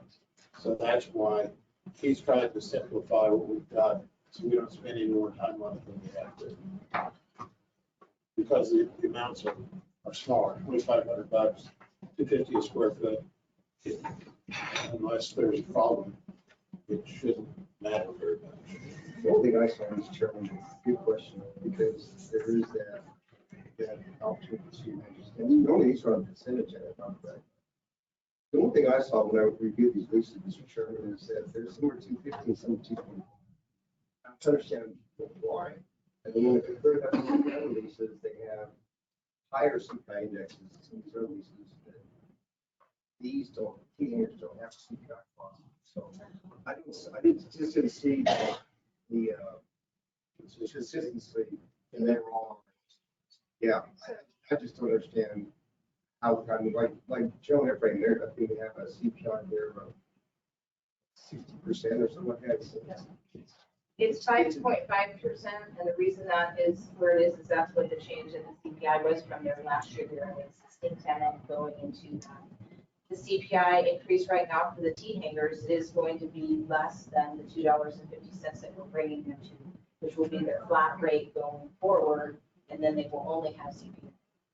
They are in the airport operations area. They have access to our aprons, they have access to our ramp. So they put a little bit more wear and tear on the airport operations side than a land side lease or a bunker lease. So you'll see that the bunker lease is $2.25 a square foot. So this lease at $250 a square foot, you're saying it's just a 1-year lease. And so we have to go through this every year? Yes, and that's per our current property management policy that can be changed, but that is where the change would have to come from to dictate how it changes the way. And who makes that decision? The lease policies Yes. that can run through here, if that's what you suggest, the legal department is usually our document. So the lease policy historically, well, very historically, it was a council document. More recently, I believe it was 2015, lease policy was put in the hands of the manager. There is some discussion at City Hall as to whether that remains prudent. But generally speaking, there's the only issue is that if the value of the property is as far as legal is concerned, if the value of the property is over $25,000, there are some mechanisms for a lease that have to occur. So it would have to go through the council. If it's under $25,000 as a matter of state law, the council doesn't need to have anything to do with it. So Mr. Powell certainly has a valid question. First of all, if we're going to do CPI bumps on an annual basis, and they've agreed to that, it seems to me like you just do a CPI bump, go 5 years out. So that policy ought to be able to be changed by legal or somebody to make that happen. I don't think there would be any complaint with anybody if they're all agreeing to do a CPI bump on an annual basis, then make it a 5-year lease, 5-year options.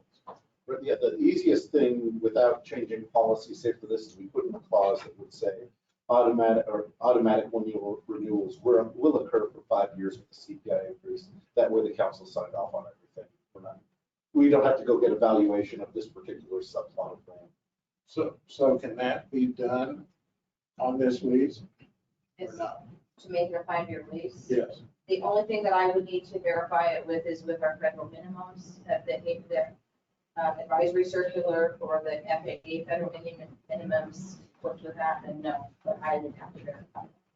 Okay, so can you talk to the city attorney through the airport manager? You can talk directly to me too. Yeah. I don't know why you want Make all to. that happen so that we don't have to deal with a $2,500 lease agreement next year this time.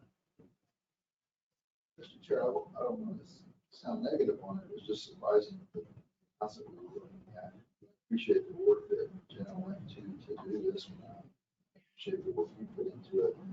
Perhaps we could just have an idea of what the cost per square foot is on an annual basis as part of the commission. So, and consistency on per square foot. For instance, the 2.25 a foot, but it's less wear and tear on infrastructure or something. So, okay. All right, well, I think you've got your go-do on this lease. Let's go to the next one and look at that. And then, The next two are both similar. They're the T-hanger leases. So Okay. if you want to go through Carl Day, Tom Wadsworth, and Carlton Walker are all T-hanger related leases. So if you want to move forward on those, or if you want to, they're all $2.50 a square foot. And they're all annual, the 30 days in part. so I'd say the same thing, they're about the same size spaces and everything. I'd say we need to do exactly the same thing with that. If we can turn that into a 5-year lease without much extra paperwork, and the tenants are okay with that, and everybody's paying the same amount because the buildings are similar, correct? I'll have a mixed bag as to whether they're happy with it being a long-term lease or not. Well, They can't get out because there'll be a different termination clause on a longer-term lease than there is on money. They won't be able to get in and out in 30 days. So what we do, we just throw in a 30-day notice at the end of each year or automatic. Yeah, then we're good to go. Okay. So at least, Some of those facilities, I don't think the doors open. They're not opening. They're not opening. I even talked to Mr. Walker. We have redone rails out there for them. Yeah, the doors are opening, functioning. okay, so the second Carlton Walker one is at 2.25, not 2.50. Special reason for that? So, Okay. that should be 250. So the amount divided by the square footage gives us 250.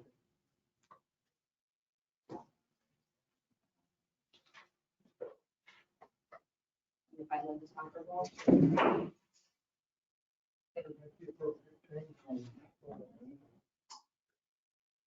Yes, sir. Okay, It's the same. It was just a typo on square. so that was fixed. All right, let's go to, unless anybody has anything else on the Walker ones, let's go to Red Mountain Arsenal. So Red Mountain Arsenal is in building 60 as a tenant. They're currently in a bunker that is in the airport operations. For our conversations with the city, we're moving all of the munitions or small arms, any type of that storage out of the airport operations area. So they've agreed to move into bunker 1145. They're going to go ahead and take on a little bit more square footage for that move. And we'll have a little bit of work to do. Those bunker doors out there are seated a little differently than the bunker doors that are out in the airport operations area. So I'm going to be installing a hydraulic system for a jack, bottle jack, to be able to easily open the door for them when they need to go out, because they do go in and out of that more frequently than other storage, other bunker tenants currently. So there'll be a little bit of money on that. I've worked with Jennifer on that. She's approved that modification to the door, and they'll be taking a little bit more. They were paying $2.01. This is one of our expired leases that we're bringing into non-expired status. And so they will be paying $2.25, which is congruent with what's already out there for how the bunkers are already. Yes. Sean, go ahead. What's your question, Mr. Chair? See, yeah, the reason they're moving is because there's a regulation that they have to do. Ammunition or firearms within a. Outside of the airport operations fence area. So we've asked them to relocate, and he's willing and has no problem with making that move. I'm just trying to think about the money in the city. So they're moving whether that. Not from building Yeah, 60, but if from you- a bunker. But if you can't store powder in that area because of proximity to whatever, then you have to put it in the bunker. So they're not moving the reload. No, they're Just staying in moved building They're just 60. moving. They have a current bunker, Just moving yeah. supplies. Yes, they still operate in operation. Yes, sir. Yes, No problem. okay. Yeah, we're not kicking that. Okay, so 2.25 on that one, and can we do the same thing with Red Mountain Arsenal on time? He has asked that we go ahead and put this parcel in with their building. So when this building comes for renewal in 1 year and 7 months, then both items will be together in their 5-year lease and they will continue. So he's okay with putting this one in at a 5-year lease period, as Was, opposed to year after year after year? yes, Okay, so we can make that happen, right, Mr. Attorney? Okay. All right, next item on the list is which one? General airframe? general airframe support. Okay, So the general airframe support is a recurring tenant. They are in building 732 and will be remaining in there for 8 years. They have asked to be on a 1-year lease because they are building an office space where they're currently at in the warehouse Krebs. So they did request a 1-year lease. They will be going from 363 to 383, which is just the current CPI from last year to now. We reduced the square footage of the land. So they were before with a land parcel attached to the building. They have given the land back. They don't need it anymore since they're at Christmas by Krebs warehouse and their operation is growing there. So they have removed all their items from the land area and just asked for the. and 383 a square foot for that building, it must be a pretty smart building. That's what I was kind of wondering about, that 383 for that is, that 732, it's still spring chicken. Well, they've done a lot of work in the building. I don't know when the last time was you were in. They have upgraded it. There is a security system now put in place. There is a bathroom. They do have temperature control in the building. They do, they at their choice have left it as a concrete floor, but it's painted concrete. And they have a nice storage facility. It's a good building. But typically usable for small office / storage. Is that what it's for? That's what they're using it for currently, yes. It's probably office coordinator. I don't think he has any roll-up doors on it. No, the roller door is on the front of it. Any questions from the commissioner? You think they're okay, they've talked to you about this 383? Yes. Okay. All right.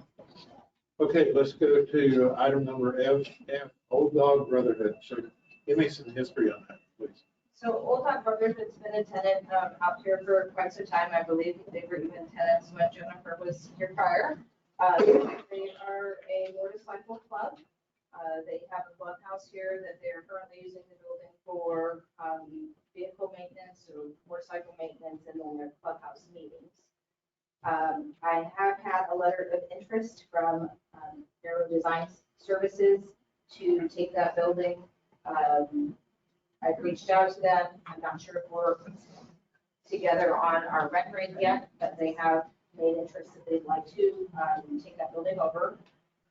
Old Dog Brotherhood is obviously up for renewal. I haven't spoken to them yet, so it's very difficult for two buildings that are close to each other. Like we said, we have one tenant that's willing to pay $3.83 a square foot, and Old Dog Brotherhood is currently paying $1.34 a square foot. So the action item to get to where we need to be, is this supposed to go to the commission or the city council on Thursday? These will go to legal this month and work up till next week. Okay, so we still got 30 days. So we need to identify the potential tenant that is aircraft design, that they would have a priority over Old Dog. Yes. Okay. And I don't think we have any choice but to find that out. Because if we have to utilize the facility, better utilize the facility for aircraft use, then that's what we have to do. that's probably a headache. I don't know how big a headache. I don't know how many old dogs there are out there. But that's probably another headache if we meet somebody. It's my understanding with our federal grant assurances, and Jennifer, you can back me on this if I'm incorrect, but that we have to give precedence to aeronautical business over.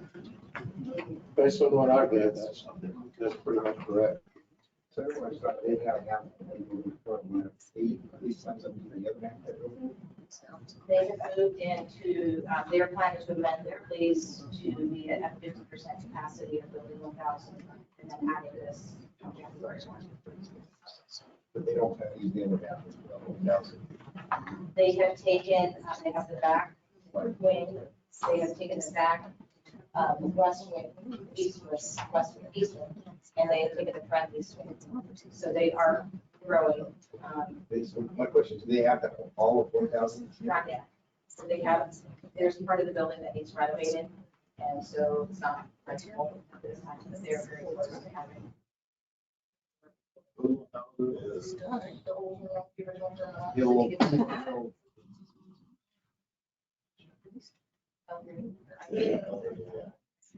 Is there a space if we get pushed back from the old dogs? Is there a space we can put the dogs in? The back.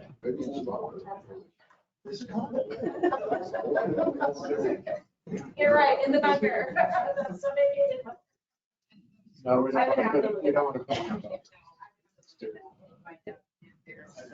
I think that's something that we ought to do for that, especially since they're a long term. Yes. But the options may mean that they still have to.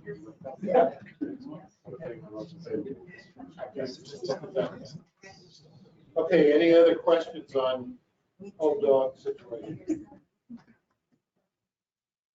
All right, let's go to, what is this? Mexico Youth Challenge Academy. Go ahead. Okay, so this is a request to consider recommending the approval to authorizing Mexico Youth Challenge Academy to add building 607 located at Roswell Air Center to an existing lease dated May 17, 2011, in accordance to the addendums. The Mexico Youth Challenge Academy also requests, and I have a correction here. I have poor legacy information, and so what has changed here is that these leases have nothing to do with their parcel. The tract is incorrect that I was referencing. So they're going to just ask for an extension of term on their lease so they can get their return on investment for how much money they're going to be putting into building 607. I get those intertwined all the time. They're little cookie cutters to me, but so, and I did bring Tina. I thought it was backwards, right? I'm like, it's backwards. So I did bring Tina and Jay from the New Mexico Youth Challenge Academy to talk to you a little bit about what their plans are for that building. Because we do look at giving that to them for $1 a year. They pay $1 a year for the existing dormitory that they have, and they pay $1 a year for building 610. But I want them to report a little bit on what they've already done with 610 and 607, 608, whatever what it is, because I can't get it straight in my head today, and what their plans are for the building they want to do. So I'm going to go ahead and let that chat. First of all, I apologize. We all have to sit here through this entire meeting to get to the point you can speak.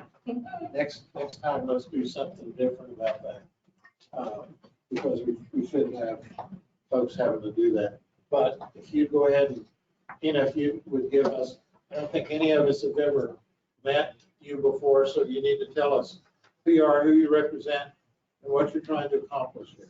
Okay, Mr. Chair, Mr. Mayor. So I know several of the parties in the room. I'm excited that you all brought Jennifer back. I've been with the I'm the assistant of the director of the program.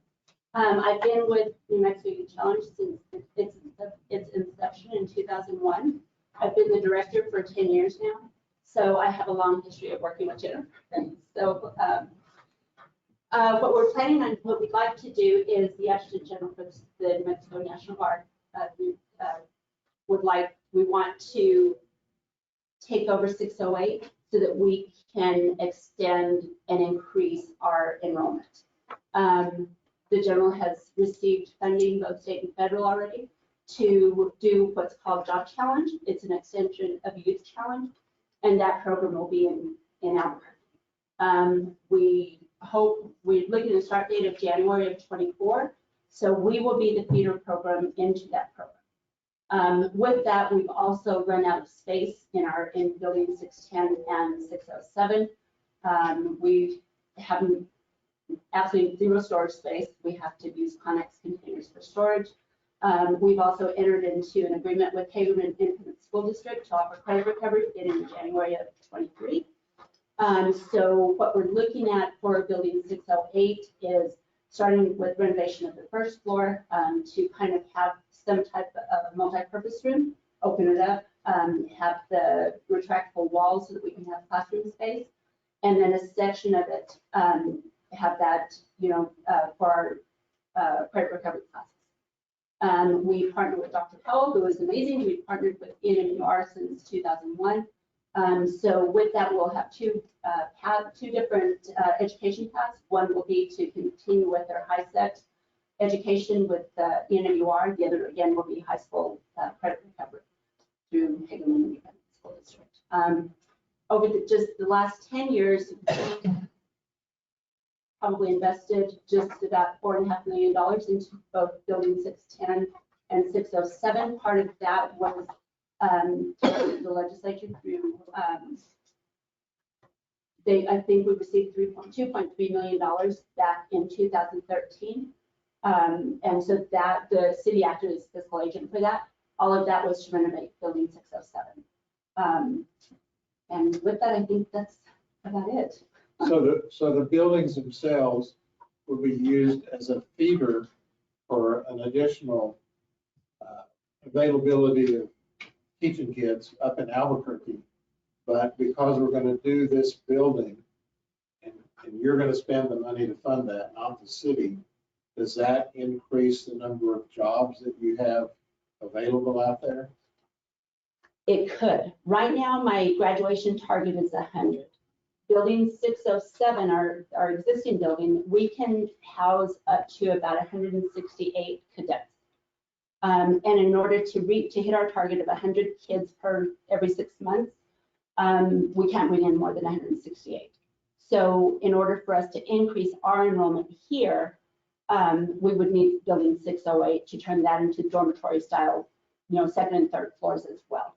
Our goal is to, in fact, increase our enrollment. As I said here at Youth Challenge, we're hoping it'll be a while before, we start renovation on 608 if it's approved. We're hoping within the next 3 to 4 years, at least to hit 200 cadets per cycle, per every 6 months. So increasing enrollment would drive increasing staff requirements. Absolutely. Okay. All right. Dr. Powell. I was just going to say, the director didn't really sell the program up front. I'm sure everybody knows. So this is a 22-week residential program for 16 to 18-year-olds who've left school for one reason or another. They come to Youth Challenge in a semi-military setting, and they follow a regimented structure, and they make big changes in their life. I think one of the things she mentioned, and maybe it's called HiSET. It's also a GED. It's the high school equivalency, and that's what they work on. And everybody knows when you have that high school equivalency or high school diploma, it opens a lot of doors. So it's a program with the National Guard Bureau. 36 states, I think, have it now. 38 actually. 38 states have it now, and like Director Cisneros said, it's been here for over 20 years, and I would just want to encourage along and to move into this next phase of their development. So in effect, we need to approve this so the city can get $1 a year out of a really nice building that you're gonna generate good citizens who pay folks social security someday. I absolutely, sir. I'm going to see it soon myself. Okay. Mr. Mayor. You know, this program, since we started, the sponsor of it, and since we started this program, the average rate is over 85% of those kids that were gone for all practical purposes, and where they came from, they were already, people had already written them off. And we're getting an 85% success ratio, and they really go on, they go into, they can go into training and stuff like that, auto mechanics or, you know, heating, HVAC or anything. And these kids, after they come out of this program, they come down here, they're down here thugs, and when they leave here, they will be there on time when they go to work. And you know, it's a whole different game. Santa Fe's come down here and try to take this program from us 2 or 3 times. And Roswell, the community of Roswell has gone out on a limb saying, we want you, and they fought to keep these kids. This is one of the best programs that we have going in the state for kids that everybody else, I mean, everybody else has pushed out the window and said they're no, you know, they're no good. They got to want to come here, and when you drive around here and you watch them marching, because I watched them for years when my kids went to Sidney Gutierrez every morning. They're up, they're all marching, they're going up and down watching down the road. You got to stop, let them go by, then they get over there and they do their PT and everything.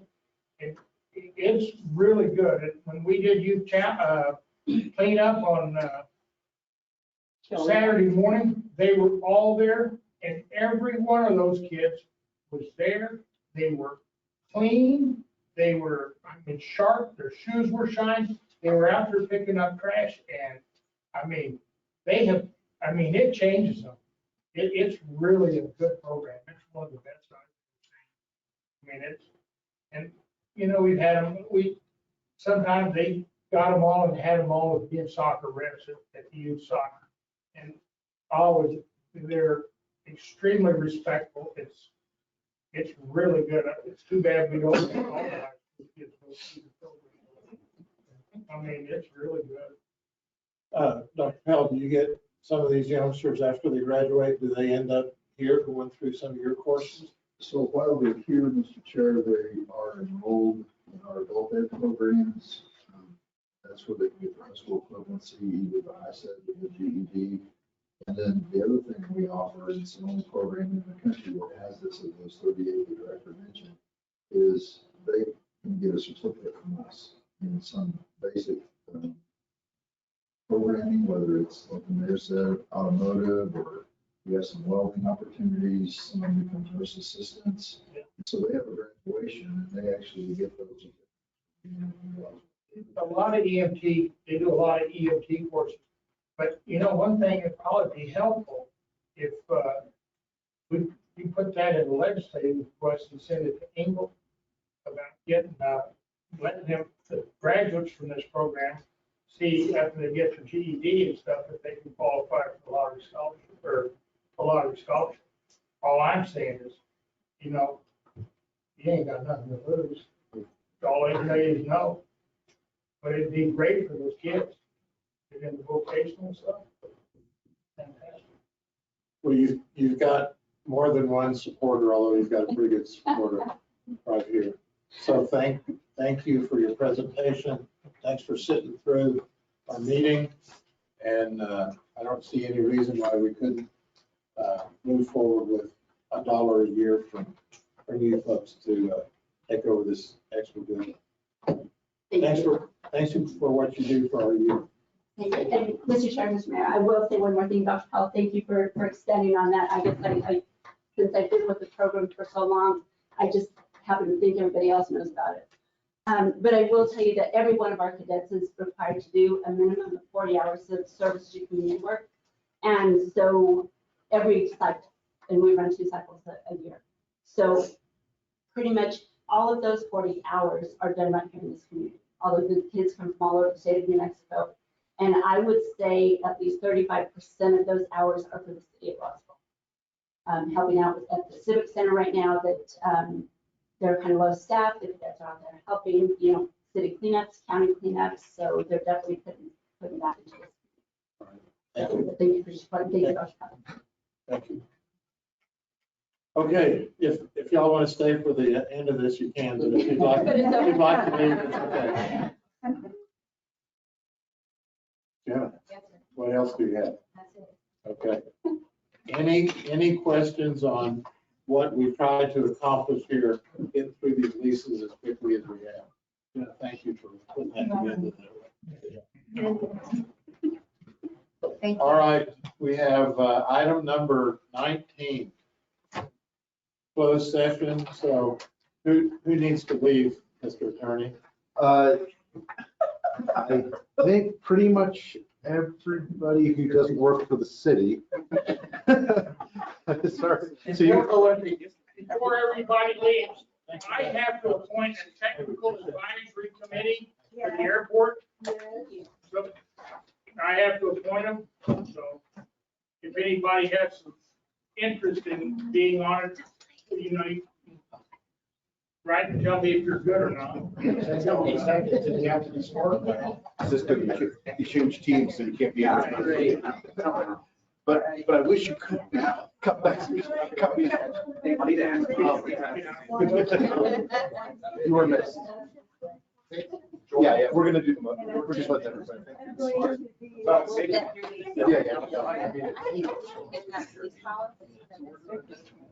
Yeah, I think. Thank you, George. the lease policy. It's gonna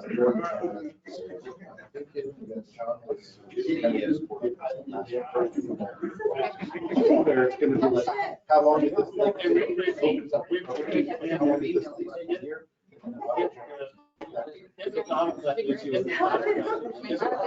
Yeah.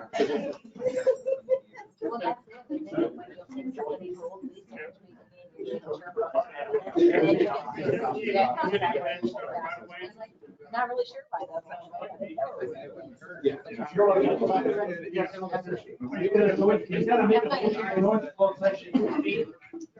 Yeah.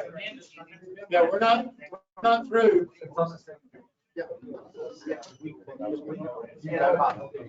Yeah.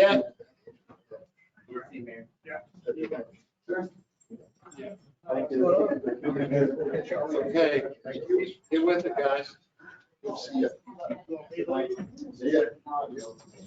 You know, See you. Okay.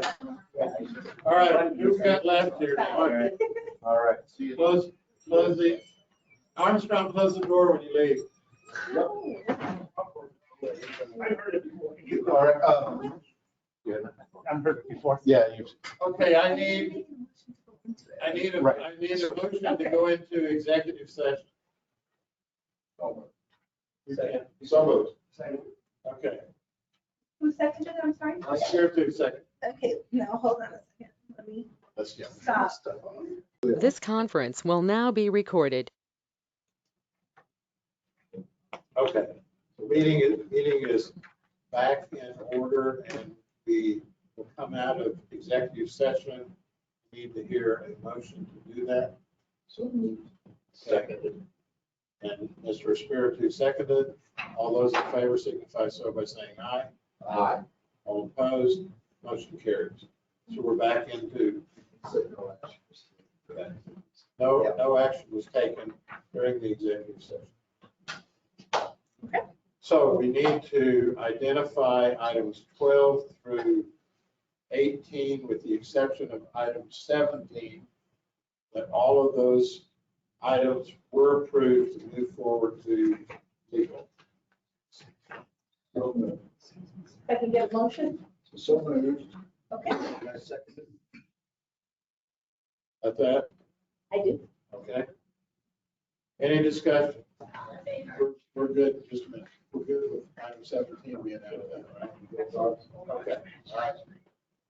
All those in favor signify so by saying aye. Aye. All opposed, motion carries. And we will discuss potential agenda items between myself and Jennifer, and probably Mike, over the next couple of weeks. Need to hear a motion to complete the meeting. Adjourn. Second. Second, Dr. Powell. All those in favor signify so by saying aye. Aye. All opposed, motion carries. Meeting is adjourned. Did you see the council?